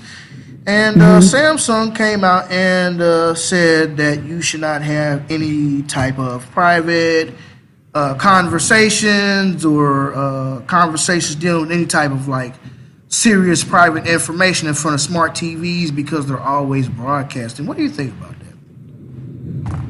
that? I agree. But I feel like if that's the case, we shouldn't even talk on phones and stuff like that too, because I always feel like everything records everything. And then it's used when it's convenient for the time. That's just my opinion. I get it. I mean, I understand. I do understand. But, I mean, I think it kind of goes to where we are in society, where we want technology to do everything for us. And I'm not saying that technology is not good. Technology is good if used for the right purpose. Yeah. But I believe that we get too dependent upon technology. I agree. You know, Becky, there used to be a time back in the day, and I think my grandparents might still have this TV, by the way. But there used to be a time when you used to have them old TVs that had two knobs on them. Maybe three. One for the power and one for the channels. True. Them old TVs, they had two dials. One for the power, you turn the power on, and then you had like one to change the channel up or down, and then you'd have like another like button or dial that would adjust the volume like up and down. There used to be a time where you used to have to go to the TV to change the channel because there was no such thing as a remote. And then somebody got the brilliant idea like, nigga, I don't want to go up and change the channel every time I want to go channel surfing. So let me invent this remote control for this television. And then the remote control came in. Now that's cool. DVR came in. You can record your shows without a VCR. That's cool. Love it. But we get too dependent on technology, man. How many movies have we seen where technology literally takes over? I Am Robot is one of those movies. Technology takes over the city or the planet or something. I haven't seen iRobot. Yeah, the robot kind of take over everything. Yeah. Right. You know. But I agree. So I also think, like, to a certain extent, yes, you would have to throw away all your cell phones and all of that old other stuff. But at the same time, like, do we necessarily have to have a smart TV? Like, you could just wave your hand and just the TV turns on. You could do one and the TV turns on. I'm like, It ain't a big deal. Man, I got an old big booty TV in my house, nigga. Not big booty TV. Yeah, I got an old big booty TV in my house. It's a true flat TV. It is one of those TVs that came out when the flat screens first came out, but they were still big booty TVs though. You know what I mean? They weren't the actual like flat screen type monitors that you see today. They were flat screens with the big booty on the back. I got one of those in the crib. And it plays just as good. And honestly, I don't care about getting another TV. You know, when I move, I do want to get some new furniture. I want to get a bedroom set because I don't have a bedroom set. I just sleep on a mattress and a box spring and a frame. I don't have a headboard, a footboard. I don't have matching nightstands. I don't have a dresser. I don't have a chest. So I would like to get some furniture and, probably get like a nice little flat screen TV. And the only reason why I really want a flat screen TV is basically so I can run my HDMI from my PlayStation and Blu-ray to there. But I mean, for right now, I am perfectly satisfied with my big booty TV. And even if I get a flat screen TV, it's probably going to go in the living room. I'll probably throw the big booty TV in my room. It still shows good. It shows great. Why do I need to get rid of it? It's an excellent TV. Yeah, it's heavy. It's an old big booty TV, but it shows. It's good. I'm not in such a rush to go out and get a TV, which is going to cost me an arm and a leg when I have a perfectly good working TV right here. And it doesn't broadcast any information to the feds. It does not. But it works and it does what I needed to do. Technology is good, man, but we become too dependent on technology. We become lazy. They got the cars that parallel park themselves now. So now you can't even learn how to parallel park. You don't even know. mean, at the same time, technology's cool because you got the, like a lot of the newer cars, you got the, like sensors and stuff on the side of the cars, in case you get too close to something, and you got the backup cameras and all that. That's great. Don't get me wrong, but technology can go a little bit too far, and I think Samsung was very smart in telling us that you should not have them type of conversation from those TVs because all the information is transmitted to a third party. And we don't know what that third party is. It could be the feds. It could be a private company. We don't know who that third party is. It could be a whole lot of, God knows what. To be perfectly honest with you, like who knows? You know what I mean? But not against technology. You know what I mean? But it's about balance. Again, it's about balance. It's okay to drink alcohol, but are you going to drink alcohol to the point that you're going to get cirrhosis of the liver? No, you shouldn't. It's okay to have a piece of red velvet cake with cream cheese icing. It's perfectly okay. But are you going to eat red velvet cake every day? Is it good for you if you eat red velvet cake every day? No. It ain't. It's about balance. True. I agree. I like my sweets, but I also have to balance it with vegetables and fruits and going to the gym and eating right exercise. I like pork. I like beef. But I know in order for me to lose this weight, I have to slow down on both the pork and the beef, which I really don't eat that much pork. I do eat a lot of beef, but that'll be like my thing here pretty soon. So my truck should be ready tomorrow. Should be able to get it out of the shop and then get everything together, and then I'll have a little bit more free time. So I do want to get a gym membership, and I want to start losing I'm probably about 260-ish, 270. I'd like to lose about 30 pounds. So I want to get around like 240, 235-ish. And be back down to the weight I was in 2014? Yeah, 2013, 2014.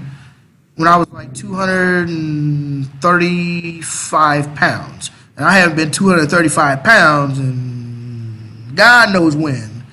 You know what I mean? And I did that by balancing my diet. I would work out 3 times a week. I still like to eat out and Applebee's and whatever and eat fast food, but I would balance that by working out. I would cook more home cooked meals, so I would cook breakfast. I cook dinner more often. I slowed down on the pork. I slowed down on the beef because I love like sausage and bacon and country ham and I love all of that stuff, but it's not so good for you. So I noticed that I would go to the gym and I would be losing weight, but my stomach would not go down. My stomach was actually getting bigger. So I was like, okay, well, I can't eat the sausage and bacon like I want to every day. So I might have like, instead of like 3 sausage patties or 4 sausage patties, I might just do like 1, maybe 2. I just balance it, you know what I mean? I like an old beat up pickup truck just as much as I do a new ball. I mean, that's just me. I'm all about balance. You know what I mean? I like kicking it, but do I want to kick it too much? No. I like spending money, but do I want to spend too much money? No.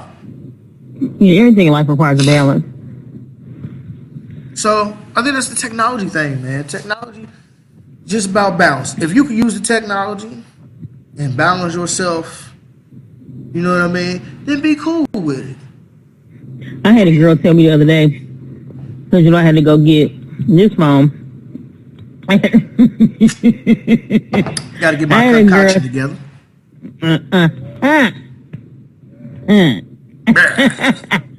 I had this girl tell me the other day.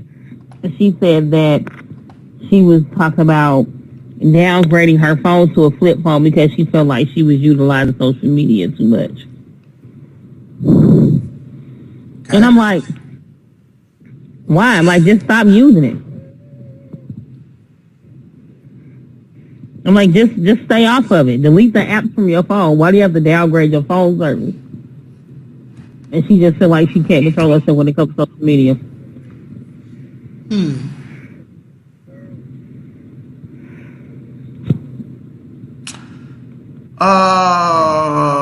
Well, I kind of understand that. Because there was a something or another. Who knows?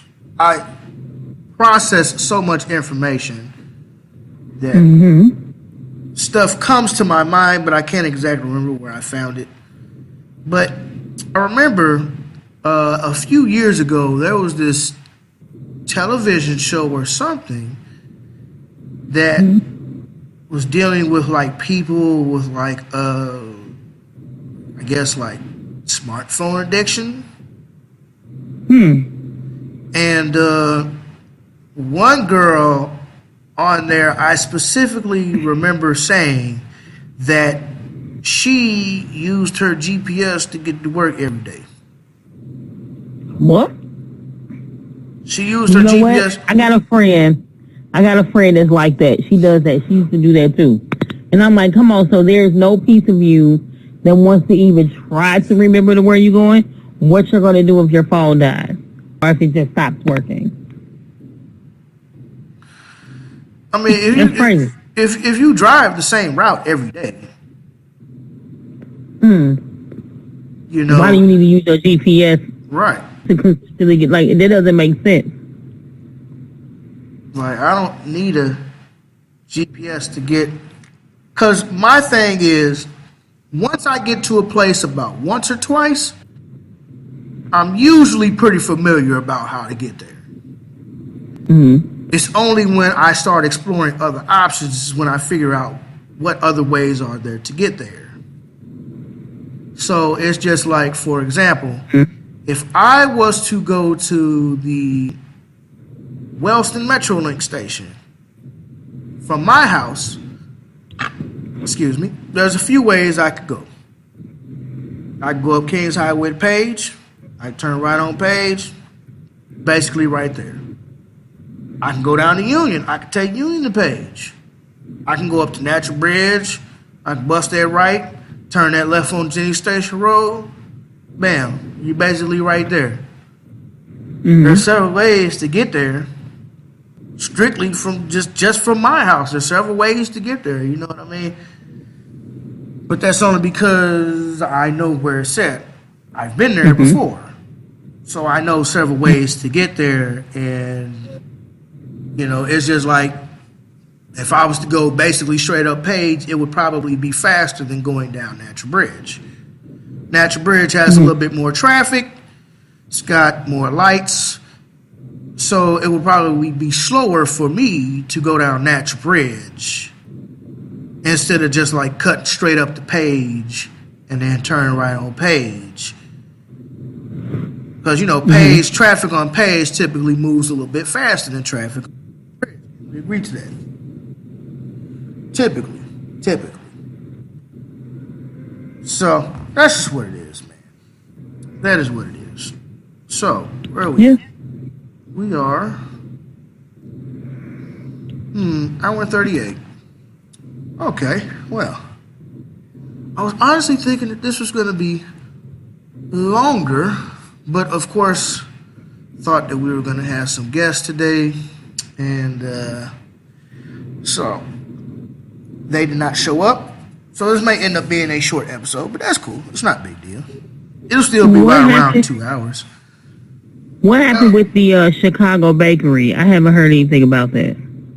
Okay, well, basically, from what I understand, immigration has been on one, and at this northwest, I believe, Chicago bakery, majority of the people who worked there were illegal Mexicans. and including the supervisors were Mexican or of Mexican descent. And I believe it was immigration that came and got them, got a bunch of them. I'm going to pull up the article just to make sure I don't get it wrong, but I believe that a lot of them got sent back home. They got put out of the country, which left the bakery very short-staffed. So they went to another temp service. And this temp service, I guess, I'm not sure if the temp service is black owned, but the temp service actually pays their workers about $3 more than what the Mexicans were getting paid for, I guess, their temp services. And the Hispanics got mad to the point where, like, they weren't training the black workers and none of that other stuff. So, to make sure that I get this story straight, according to the Chicago Sun-Times, it says a major bakery on the northwest side, once known for making Little Debbie snack cakes, was sold earlier this month after an immigration audit cost the company about a third of its workers. So they were using illegals. I've seen this before. I have too. I've seen this before. I used to work for a company called Service Master Clean Services. And on the St. Charles side, where all the white people were at, where they did all the fire and water restoration, they had a lot of Mexicans working for them. And a bunch of them were illegal Mexicans. And so what the owner would do, he would hire a bunch of these illegals, and he'll pay them whatever. You ain't got to pay him like no insurance benefits, no health benefits, none of that. He'll just pay them. And then when immigration catches up to him and they be like, hey, why you got these illegals working for you? Oh, I didn't know. Oh, we're a good Christian company. I didn't know they were illegal. Oh, I didn't know. How you ain't know? That's the game that the white supremacists play. So, I didn't know. I didn't know. But anyways, back to the story at hand.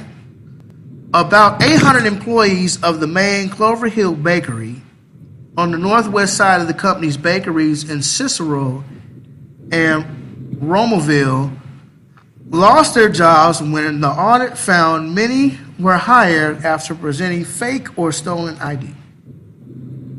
The owner of Little Debbie walked away saying its orders no longer were getting filled on time by Cloverhill, and revenues fell for the bakery's corporate owner, the Swiss food conglomerate Omarosa. Finally, Omarosa had enough and sold the bakeries. Hostess Brands said it's buying Cloverhill's Chicago bakery from Omarosa. Some might see what happened at Cloverhill as a sign of things to come under the Trump administration, with fears in corporate America and among immigrants of increased government crackdowns. But the story of the 137,000 square foot bakery, it's pretty freaking large, in Galewood on the northwest side of Chicago appears to be more complicated than that. It precedes the Trump administration and involves tension between African American and Hispanic workers. Now, before I go any further, I would like for you to know that Hispanics register themselves as white, and they practice white supremacy too, and this article will prove that. So, yes.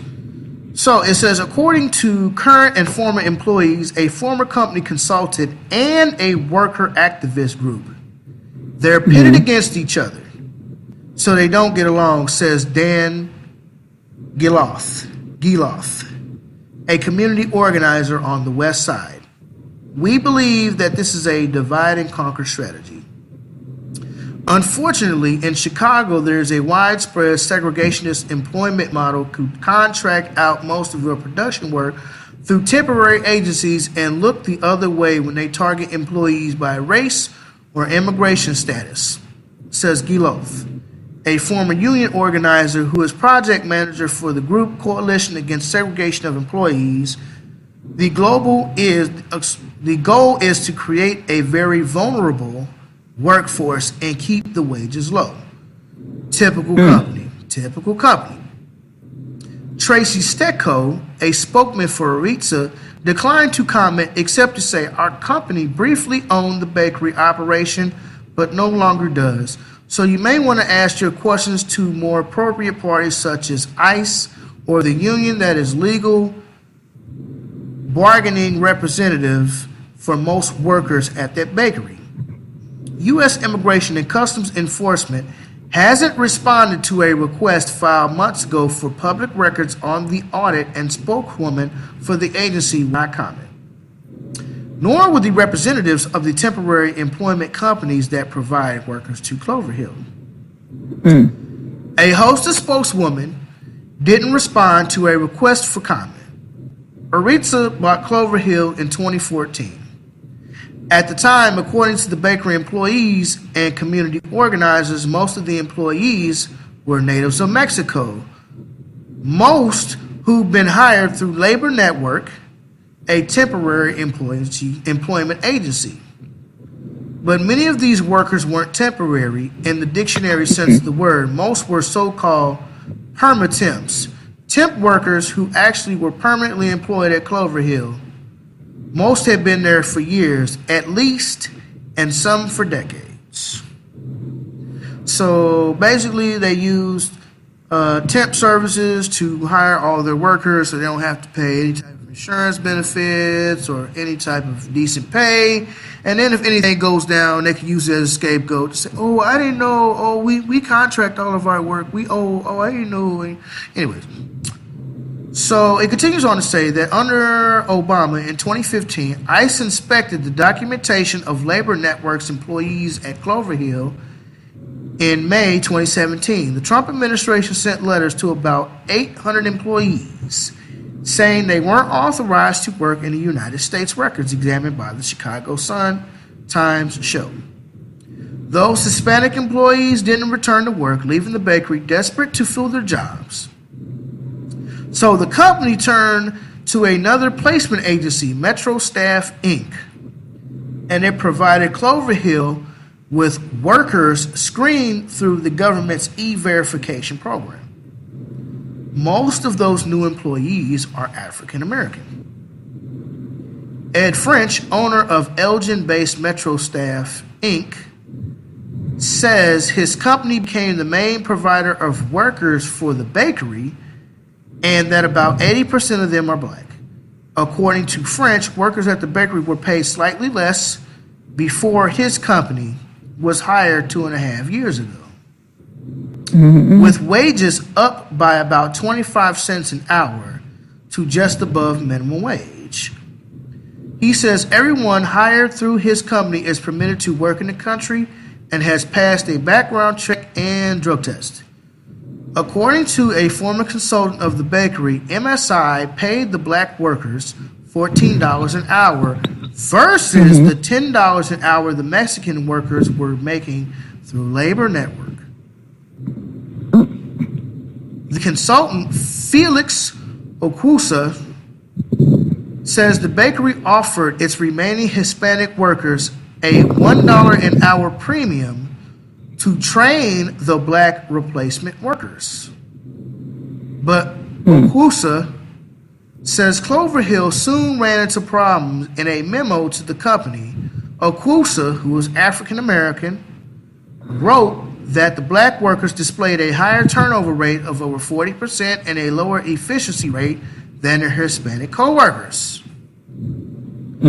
Okwusa included in his memo in a lawsuit he filed against Aritza in an effort to recover a bonus he says he wasn't promised. Aritza won't comment.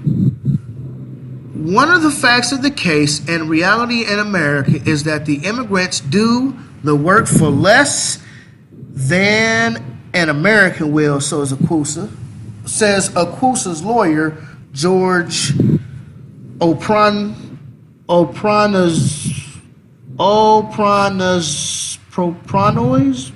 Whatever, nigga. I don't know. I don't know, nigga. I can't pronounce this dude's last name. I'm sorry. I'm butchering it. I'm really sorry. It's very complicated. But anyway, Okusa's lawyer, George, says it shows the dynamics of integration in this country. Many of the Hispanic workers have been here for a long time, pay taxes in a lot of instances, and many of them could now be kicked out of the country. Attorneys who represent undocumented immigrants say they haven't heard of any former Cloverhill employees being placed in detention for deportation to Mexico. In the past, most of the workers at Cloverhill were Hispanic. Now most are black. This is actually a very long article. And I'm not going to read the rest of this, but I am going to, let me see. It says Lynn Lane, a union steward, she's a black lady, at Cloverhill says there are tensions as two groups work side by side. Lane, who is black, says it was black workers at the bakery who called a government hotline to report the Mexican workers to immigration authorities. It was African American workers in the plant that saw, like I said, that had been treated unfairly and treated like secondary class citizens by Hispanic workers. There's your racism right there. So it was a whole lot of employees in the company.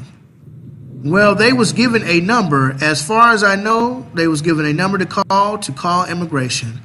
ICE would not say why the audit of the bakery's workers began. Lane started working at the Chicago bakery as a packer at the end of 2015. Now she tracks waste in the bakery's production of danishes.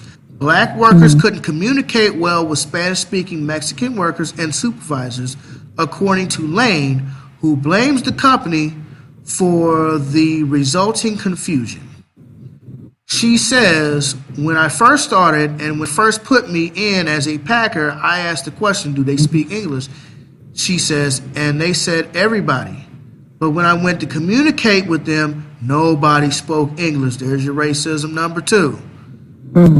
Lane says she also felt Mexican workers got better assignments and weren't required to work as hard as black workers. There's your racism number 3. Still, she says she also feels solidarity with Mexican employees or pay and the long hours required of everyone. You're thinking this agency is paying the same as the next agency, as you come to find out one's paying 11, the other one's paying 14. And here we is, and one is paying 10 something, and we all doing the same job. That's unfair. She goes on to say 90% of the workers in Chicago bakery were Hispanic. And now about 90% of the workers are black. And there's a bunch of other stuff about Mexicans and their families getting deported and blah, blah, blah, blah. But you get the gist of it. So, a bunch of Mexicans got deported because they were illegal. Damn, them niggas. Can't get by a whole damn St. Louis without niggas shit. It ain't gonna cold out there for people shooting. Man, look. At least you would think. No, the body count actually goes up when it gets cold. Despite contrary to popular belief, dead bodies goes up when it gets cold because there's less people outside to snitch on you. And I heard that from a friend of mine who is in the funeral business. So, and I actually want to have him on the show too sometime, because I was talking to him about the funeral business and the things that goes on, and he'd be dropping me all type of game about the racism in the funeral business. I'm like, for real? He's like, yeah. I'm like, that's crazy to think that such racism, I'm not going to never say that I would never think there's racism in the funeral industry, but the level of racism in the funeral industry is crazy. So I want to have him on the show. Really? Yeah, crazy. I want to have him on the show to talk about that some later. But back to the subject at hand. The Mexicans got deported. The few legals who remained got mad because all of their Mexican brethrens and sisterins got deported back to Mexico, and the Mexicans who have been there refused to train the black workers on the job, and thus the higher turnover rate and blah, blah, blah, blah, blah. Becky? Yes. Speak on it. I've seen it briefly when I was younger. More so when I was younger, because when I was younger, I used to work in this warehouse, and literally nobody spoke English. Not one person spoke English. Not even a piece of English. And what I found out from working in that warehouse is that the reason why the pay rate was a certain way was because they would work for less money and less pay. And they were all illegal. Interesting. Every last one of them. They were all illegal. Needless to say, I didn't stay that long because folks were like, they were about to be infiltrated, I believe. And the police was about to come in and say, hey, you working in here going to jail because y'all know these people illegal, and nobody reported it. Wow. So I never went back to work for that place. But yeah, that was the situation over there. That's the only time that I can say for sure that I've been faced with that. Something like that. But I do think it is a shame. And it's kind of like, especially here, because I tell people all the time, we live in Little Mexico. So it's a lot of, Hispanic people that live in this area. And I'm friends with quite a few of them. Most of the people that I'm friends are people who were born here. They were born here, so it's kind of a sensitive subject for them because, they got family and stuff that's here, and they do work here illegally. One of the questions that I ask is, well, how come you don't get citizenship? How come they just don't get citizenship? And she said that it's not, I guess the U.S. doesn't make it as easy to gain citizenship as they would like for us to believe. So, that was that. Yeah, I know it's a whole bunch of hoops that you have to go through to become a U.S. citizen. So, I understand. I do. I didn't know that at all, though. Yeah, I know that. So what do you think about the situation in Chicago? Do you think that it was wrong for them? Or what do you think? Hell yeah, it was wrong for them. Yeah. First of all, oh shit, did you know that He-Man and the Masters of the Universe Netflix? Oh my God, I didn't know that. And apparently it's already in my list. Man, I'm just finding some stuff to download while we up here. Oh, you? Yeah, but about that. Yeah, no. Yeah, but basically, the Mexicans was mad that the black people came in and basically took all the jobs. But man, honestly, they practice racism when it suits them. You know what I mean? Now, I can't say all of them because I've worked with plenty of Mexicans. They was cool, man. I worked with plenty of Mexicans. They cool as that deal. They be teaching Spanish and, you know what I mean? They'll share their food with you and all of that, this, that, and the third. And I met some Mexicans who really didn't like white people like that. Like, they would talk shit about them to their face. Like, it was this one dude I used to work with. His name was Jesus. And he used to talk to the GM of this company. He'd be like, "Hey, ¿qué pasa, cabrón?" Oh, cabrón. Right. He kept calling this dude, "Hey, cabrón, cabrón." That's what he called the dude. So, I'm not going to say this is all Mexicans, because all Mexicans do not practice racism, white supremacy. All white people do not practice racism, white supremacy. You know what I mean? But these Mexicans here were most definitely practicing some racism. Come on, man. You mad that all of your illegal brothers and sisters got deported, and then you don't train the people who are supposed to come in here and actually work? Like, I think Because you mad because they got deported. basically, and the thing about it is, they actually screwed themselves over, because now I think all of them are out of a job, or maybe not.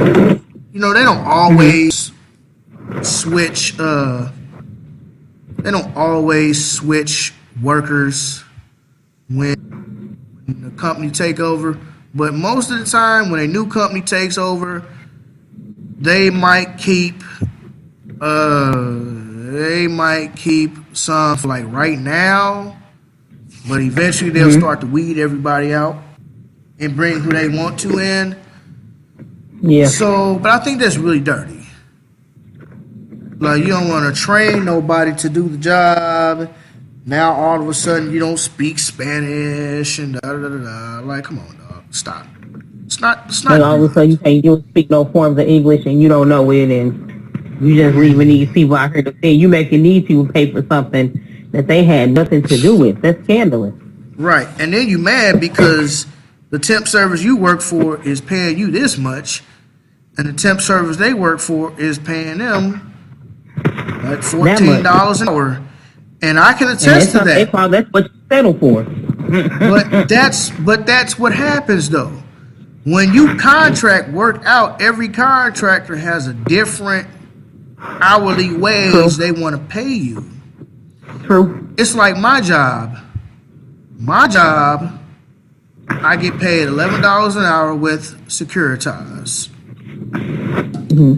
CNC Security gets, I think, $10 to work out there. And then there's another security company that works out there, but Securitas is the main one who supplies Metro with the security workforce, and we all get paid different wages. I was talking to a girl, and I was like, "You getting how much?" "I'm getting paid $10. I'm like, "Girl, there ain't no way I'm coming out here for no $10. Like, "Well, I'm gonna get my gun and probably go somewhere else." I'm like, "Yeah, that's probably the best idea for you. Get your gun, get it registered to your, get your gun license and all that on your security ID, and go somewhere else." And I mean, $10, that ain't cool. Yeah, ain't no money for nobody. No. I mean, even $11 is not enough for anybody, but I make it do what it do. I've worked $9 an hour jobs, $7 an hour jobs, $8 an hour jobs, $10 an hour jobs. I make it work with what I have. You know what I mean? You have so much money that you have to use to be able to live and, feed yourself and all of that. You have a certain amount of money, and you need to abide by the certain amount of money that you need to live. Now, that's not saying that there aren't people who aren't getting paid living wages, because honestly, $11 is a living wage for a single person. I live decent off of $11 plus all the overtime and stuff that I do. But you know what I mean?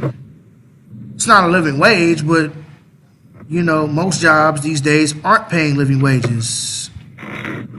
And I feel that is some fragganackle bull.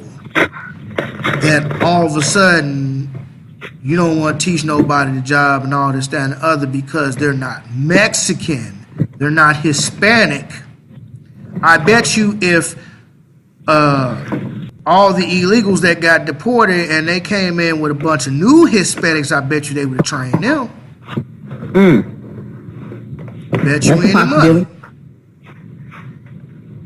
Because they know Mexicans, a lot of Mexicans speak English. Let me tell you that. A lot of Mexicans speak English. Rebecca, you do phone services, whatever, nigga. You know, you could attest to this. Like my brother. My brother used to do collections for Macy's call center out there when they was out in Bridgeton. So he would call, and you know he'll be on the phone. You know, okay.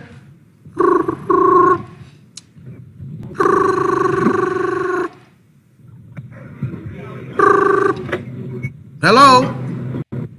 Hi, this is so and so calling from Macy's.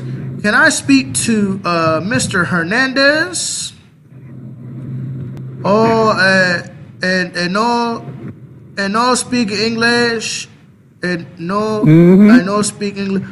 Oh, Mr. Hernandez, you don't speak English? No English. My English not too good. No, it's my English is good. No good.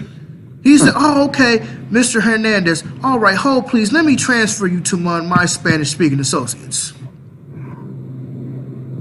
He'll take their phone and he'll transfer it to the Spanish-speaking department. Hola, Mr. Hernandez. They'd be like, hola, Senor Hernandez, blah, blah, blah, blah, blah, blah. And then they'd be like, oh, I don't understand. Oh, you don't understand? I thought you spoke English. He's like, no, I thought you spoke Spanish. Okay, let me transfer you back to the other guy. Yes, Mr. Hernandez, so you do speak English. Okay, let's talk about this this credit that you owe Macy's from this credit card, okay? Well, this is what typically happens for us. It goes, oh, my name is such and such for such and such. Is Maria Martinez available? Can me speak no English? Okay, and then you'll say uno momento, click, which just means one moment. Right, I know that. And then just hang up. Un momento, por favor. You need to speak that click, because they like, dang. You know what I mean? Like, it's crazy. But when they need something, they speak English real fast. When you say, oh, habla, no habla inglés? Yep, no speak English. No, only habla español. Okay, uno momento. There's one girl, she said, I listened to her call, she said, okay, uno momento, por favor, we can remove your late fees. Really? You can remove my late fees? It was real clear. It's a shame, but it's true. It is, man. And we're doing good, man. It's gonna be a full episode today. We doing really good. So, Rebecca, I have to ask. Oh, Luigi's? It's been years since I've had this. Ain't Luigi's from St. Huh? Louis? Ain't Yes, Luigi's? Yeah, I was gonna say, cause they the one that make them toasted ravioli. Fire. Cause I was getting ready to ask you what lunchroom you store that ice cream out of. It's shaved ice. It's 100 calories and it has no fat. I ain't asked you about that. I asked you what lunchroom did you steal that out No, of? the small cup. you remember the little cups they used to give you? They'd be like, you look on the menu, you be like, oh, we having ice cream today, and they give you them little things of like sherbet in a cup. No, we only got 2 flavors. We had vanilla and chocolate, and most of the time it was vanilla. And them cups would be about yay big with the little paper tabs. Yeah, them all be like that big. Paper tabs, blue and white paper tabs, you pull out the top. Man, Them was the days.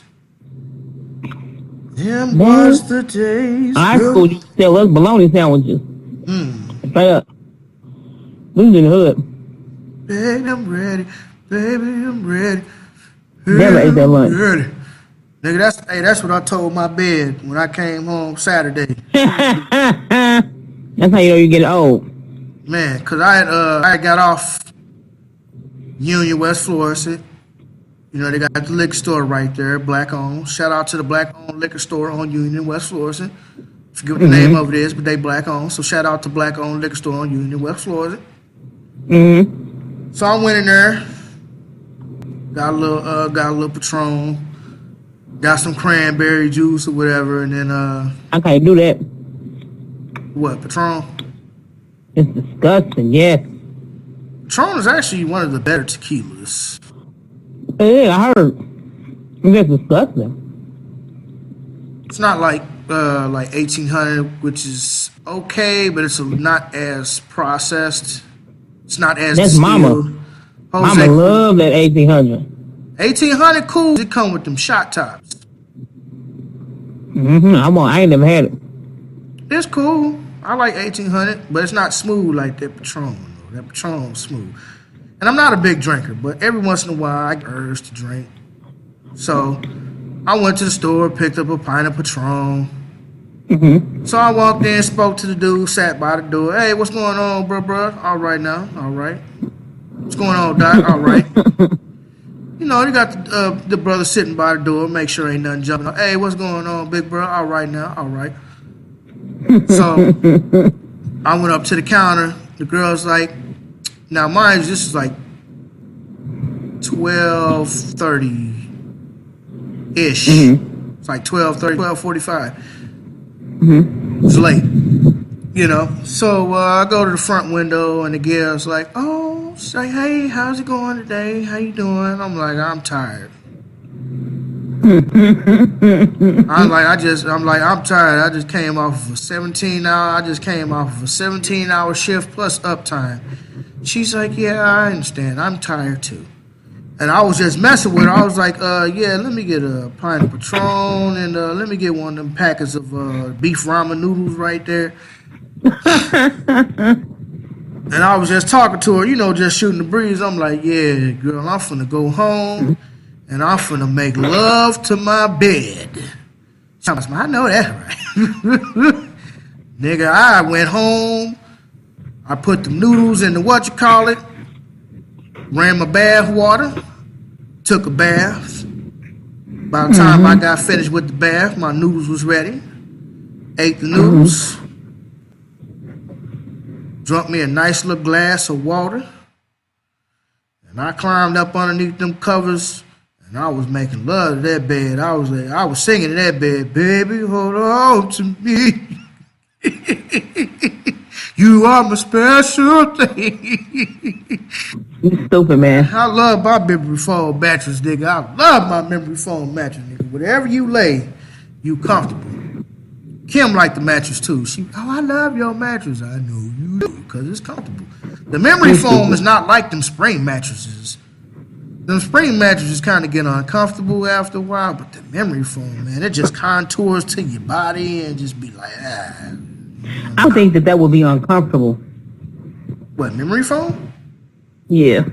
Oh, memory foams are so comfortable. Because they contour to the shape of your body. They're fire.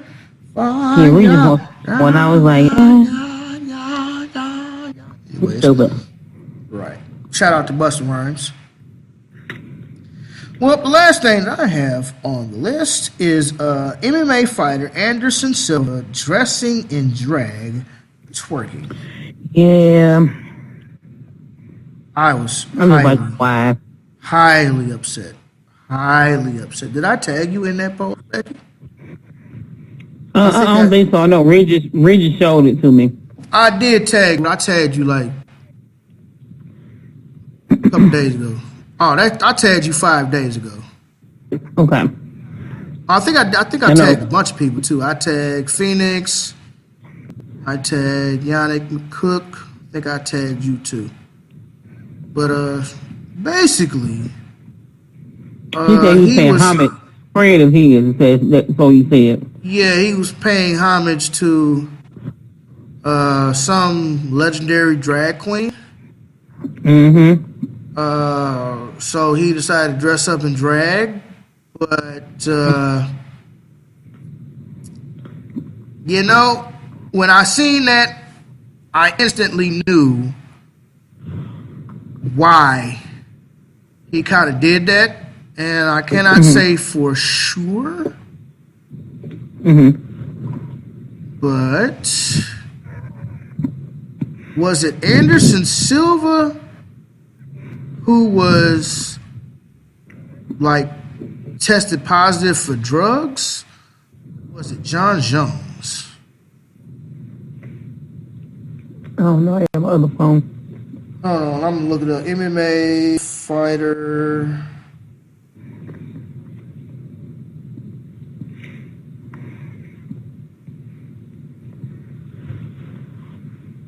Positive for drugs. I'm not sure if it's Anderson Silva. Oh no, it was John Jones. That was John Jones who failed the drug test last year. It was not Anderson Silva. Oh, okay. So I wanted to put that out there. I thought it was Anderson Silva, but it's not. So let me see. According to TMZ, he was doing a tribute to fellow Brazilian Pablo Vittar, a singer drag queen who famously collabed with Major Lazer last year. In the spirit of Carnival, I pay tribute to my illustrious peer Pablo Vittar, Silva said. Keep giving joy to those who enjoy your sound. Clearly, the heels ain't slowing Anderson down. Fun fact, Silva is dancing to Vittar's track KO. And get the fighting reference. So, apparently, they are both natives of Brazil. And apparently the Pablo Vittar person, artist, maybe? I'm not sure. Some sort of artist, but I just think it's kind of funny that you would do this. Like, there's no other ways that you could pay tribute to this Pay homage, yeah. I guess it's kind of extreme. Very extreme if you ask me. Very extreme if you ask me. Like, what? I just can't help but look like, why?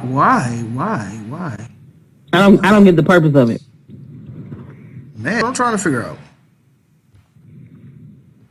I don't get the purpose of it either. You could play one of his songs as you walking out to a match. Like, you couldn't, like, I don't understand. Right. You got it. I don't get the purpose of him dressing in drag for that. I don't get it. Man, look. I don't like it when African men dress up in drag or dress up in any type of that fashion. I got to look at you like you suspect. I appreciate you for being the MMA fighter that you are, but you look like a crackhead Tina Turner in that video. Oh, that's terrible. That's what he looked like. He's shaking his head. Doo doo doo doo doo doo doo doo doo doo doo doo.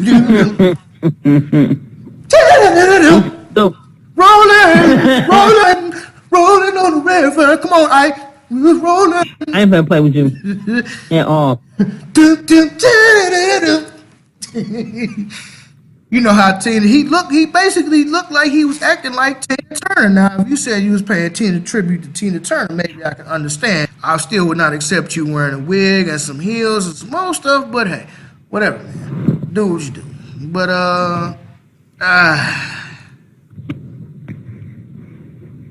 it was a bit extreme. It was a bit much. It really wasn't that much. If I see him doing that more than once, then I really gotta look at you sideways. Hell, once people already looking at him sideways. I know. To be honest. Yeah, that's true. I just kind of wanted to give him not necessarily the benefit of the doubt, but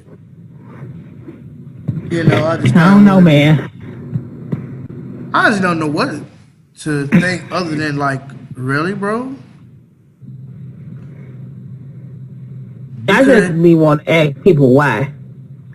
That's what I want. And, people will get offended, and they'll say, "Oh well, it's my choice." It's and my it's like, okay, business. You are absolutely 1,000% correct. It is your choice, but please help me understand, how does that honor you as a man by recording this? How does that honor your manhood? How does that honor you as a person? Your family, your community. How does that honor you? In what way does that honor you? I don't know. If you can make that make sense, I mean, I still wouldn't be like, oh, it's great. I'd just be like, okay, well, I guess I can get it. But no. People think that when you say you understand something or where someone is coming from, automatically think that you agree with them. And it's like, no, it's not that I agree with them. It's just that I can understand their point of view. Don't have to agree with nothing. So can't nobody, there's no way that he can make that make sense to me. I'm sorry, and I ain't trying to be an asshole, but you can't make that make sense.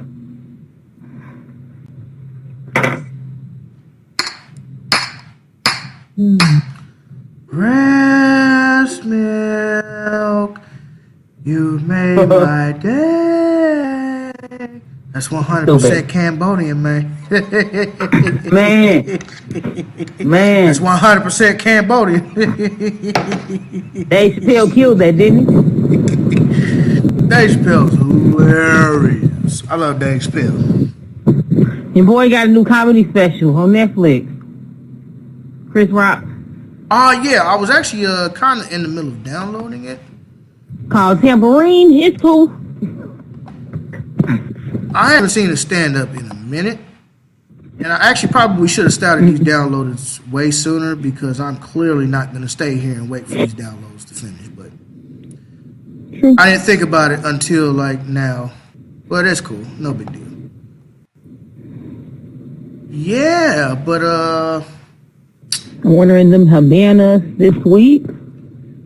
yes, I got mine, and I love them. I'm ordering about 5 pair. Yes. 2 pair for Regis. Yes. What size does Regis wear? A 12. He should be cool. Then. He should be cool. They fit like 12s. I wear a 13. So I had to go on Amazon and buy some shoe stretchers. They work?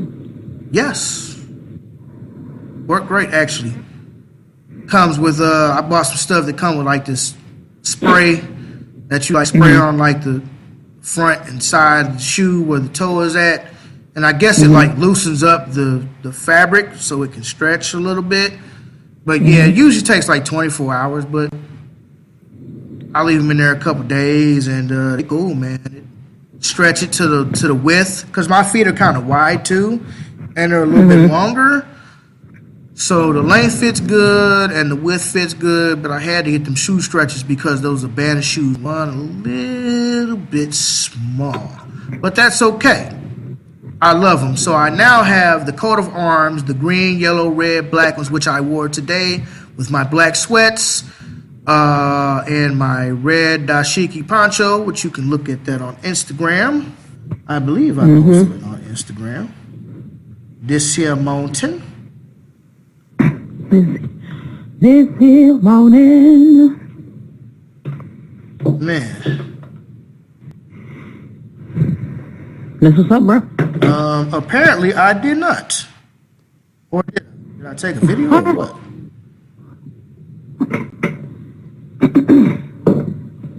Oh, that's why. I took a video on my phone and I did not post it to Instagram. But yeah, I had on my black long sleeve same crime shirt with the officer getting like probation,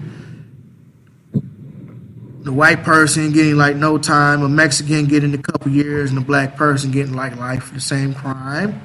And I wore my red dashiki poncho with the black sweats with the red, black, and green, and yellow Urbana Max coat of orange shoes, and I was fly. Again, I don't need your permission to celebrate my culture. I don't need it. I do it because I love it. There's two types of people in this world. Those who wear African garb and those who wear African garb to go see Black Panther. Those who wear African garb to go see Black Panther are only going to do that just to go see Black Panther. Like I say, nothing against Black Panther, but celebrate your culture all the time. Don't just celebrate it when it's popular. And as soon as it's unpopular again, y'all niggas want to look at me like I'm crazy. Trust me, I get crazy looks when I wear dashikis, but I don't care because I like it. It's different. It's not something that you're used to. And then I compare it with some sweatpants and some jeans and some fly little shoes and be straight. Especially with the Urbanas. The Urbanas is black on. I love Urbana shoes. I got 3 pair. I got the fatigues. I got the solid with the gum bottoms. And then I got the coat of arms. And I am going to get some more shoes from them eventually. But that was my birthday present. I wanted to buy myself a pair of shoes. I needed some black ones, so I love the black ones. And the fatigues are dope, too. I love the fatigues. They're crazy. Crazy. Yeah, they got a lot of shoes. I'm ordering at least 5 for myself. Yes. This year is going to be a good year. My truck should be out the shop tomorrow, and then I can start getting everything together so I can get back out and mowing lawns and stuff like that. That'll be fantastic. Still got a lot of work to me. I should be started now, technically, but it's okay. As long as I get started during the springtime, I'll be cool. And then next year, I should be able to start January, start getting contracts so I can start mulching February and doing all of the other stuff that I need to do. And I do look forward to actually driving my truck because I haven't actually drove it since I had it. I drove it from the house it was at down to my spot. I drove it on the highway, took it down to Salisbury, got off, went down to Jenny Station Road, and then got back on the highway, went back home. Drive's wonderful. Not gonna lie, for an old 92 Chevy pickup, man, anybody that knows them old Chevys, man, old cast iron Chevys, they run forever.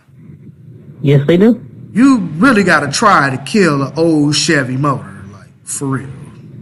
So, like, you can blow up an old Chevy motor and it still be going.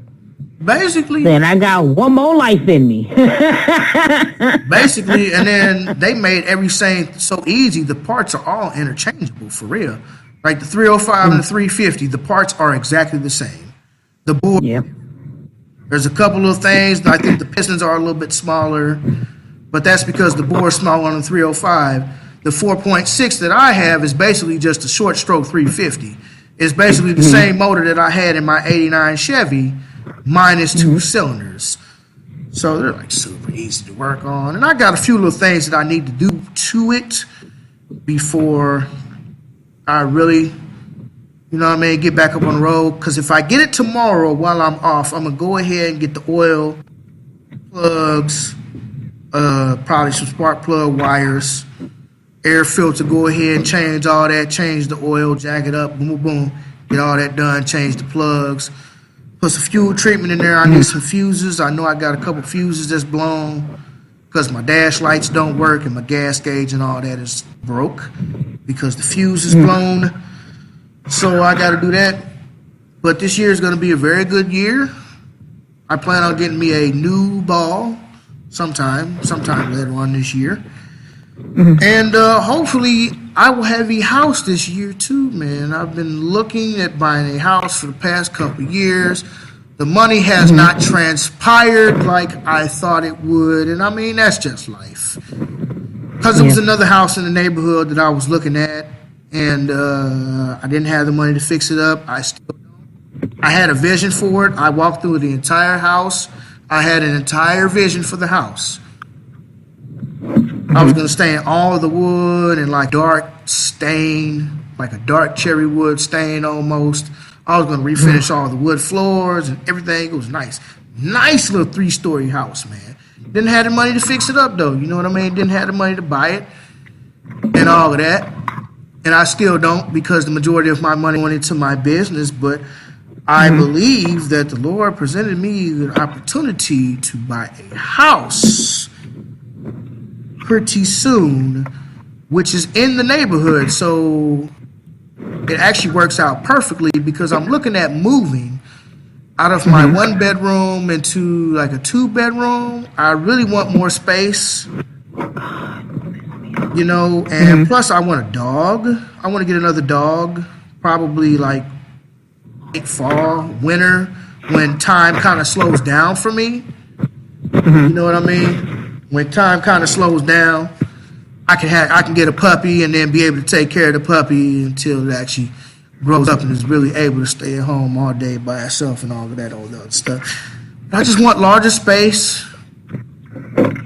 And, you know, so an opportunity presented itself to possibly buy a house, basically the same distance from the church that I am right now, because I was still looking to stay within the neighborhood or somewhere close. So in the next couple months, I was going to try to look around the neighborhood, see if I could find some like 2-bedroom apartments that's decent and rent them out. But hopefully this house comes through. Don't know yet, but we'll see. We'll see. I ain't gonna speak too much on it, but that's what I'm shooting for, man. 31, try to get a house, car, 2 cars, you know, own business. Not a coon, definitely not coon. We don't soft shoe over here. No, that's what you want me to do. We don't soft shoe around here. We don't buck dance for Hillary Clinton over here. We don't do that over here, nigga. We don't do that over here. So you're saying that Diamond and Silk ain't your family members, is what you're saying? Well, they are my family members in terms of the global African diaspora. Other than that, I can't mess with them, because it's like, you'd be like, hey, Rebecca, that's your cousin, and you'd be like, hey, that's my cousin, man, but hey, look, he do drugs, he steal, like, I mean, ain't nothing I can do about it. That's family, but he a crackhead, you know? You know, everybody done had them conversations. Look, man, look, I know that's my family, dog, but they're a crackhead, dog. Look, I can't do nothing about that. I'm sorry, you know? And Nothing at all. Well, we had a full episode today. We made it to 2.5 hours. Yay! Stupid. Yes. Rebecca, what you got going on? How can the people reach you? Where can we get a yellow dashiki like yours? From that part. It's an African store in Independence, Missouri, right next to Key to Beauty, which is the Dominican, which is, well, it was formerly Dominican, now some Mexicans on it, because the girl sold her business and moved out of town. But the name, Key to Beauty. The African shop is right next to that. She's a cool lady. Makes her own clothes and stuff. You guys can find me on Facebook at Arthur R. Quarles or Instaspot at Lady Q1502. I am debating about getting a Twitter. I don't know if I want Twitter yet. I don't know if I want Twitter. I haven't decided to do it. I think Twitter's kind of overrated unless you're a celebrity. It's kind of overrated. That's true. Unless you're following celebrities like that, which I don't. Follow them on Instagram. Right? You know what I'm saying? Like, I don't even follow on Instagram. That's the sad part. But yeah, that's where you can find me right now. That's it about my life right now. Can we find you Also, in St. Louis rolling on dubs, smoking on blunts? No, you won't find me doing neither one of those, but you can find me at Growing up like Cocoa Bud, sipping bud. Back some hugs, me buzz, socials, and it's all because. No, anyway. No, you won't me find me doing any of that, even though they You were can find me, no St. Louis. Not at all. You can find me in Kansas. Okay, so I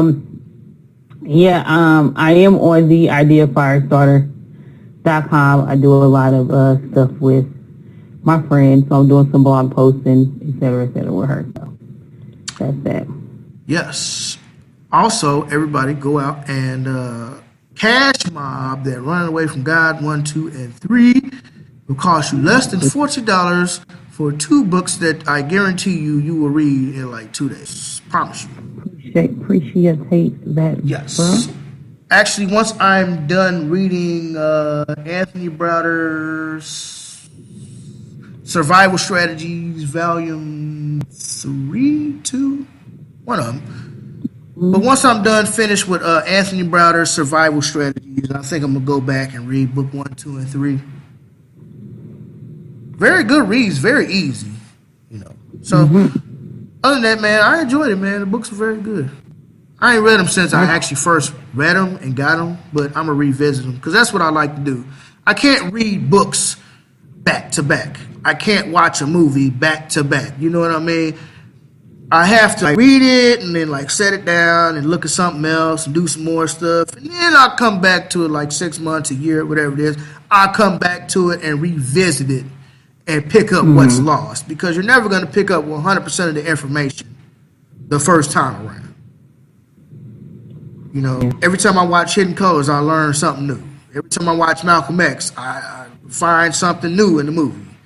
Every time I read a book, you learn something new because you cannot possibly get all of the information at one time. You know what I mean? At least not me. At least not for the average person. But anyways, I'm King David. You can reach me on Facebook at Dave Landrum, parentheses, King David. And you can also reach me on the Instagram at D Overweight Lover. That is the letter D OVR, WEIGHTLVR. Go out and please like my More Lawns Facebook and Instagram page. It is More Lawns St. Louis, so it's MOOR Lawns ST Louis on Facebook and Instagram.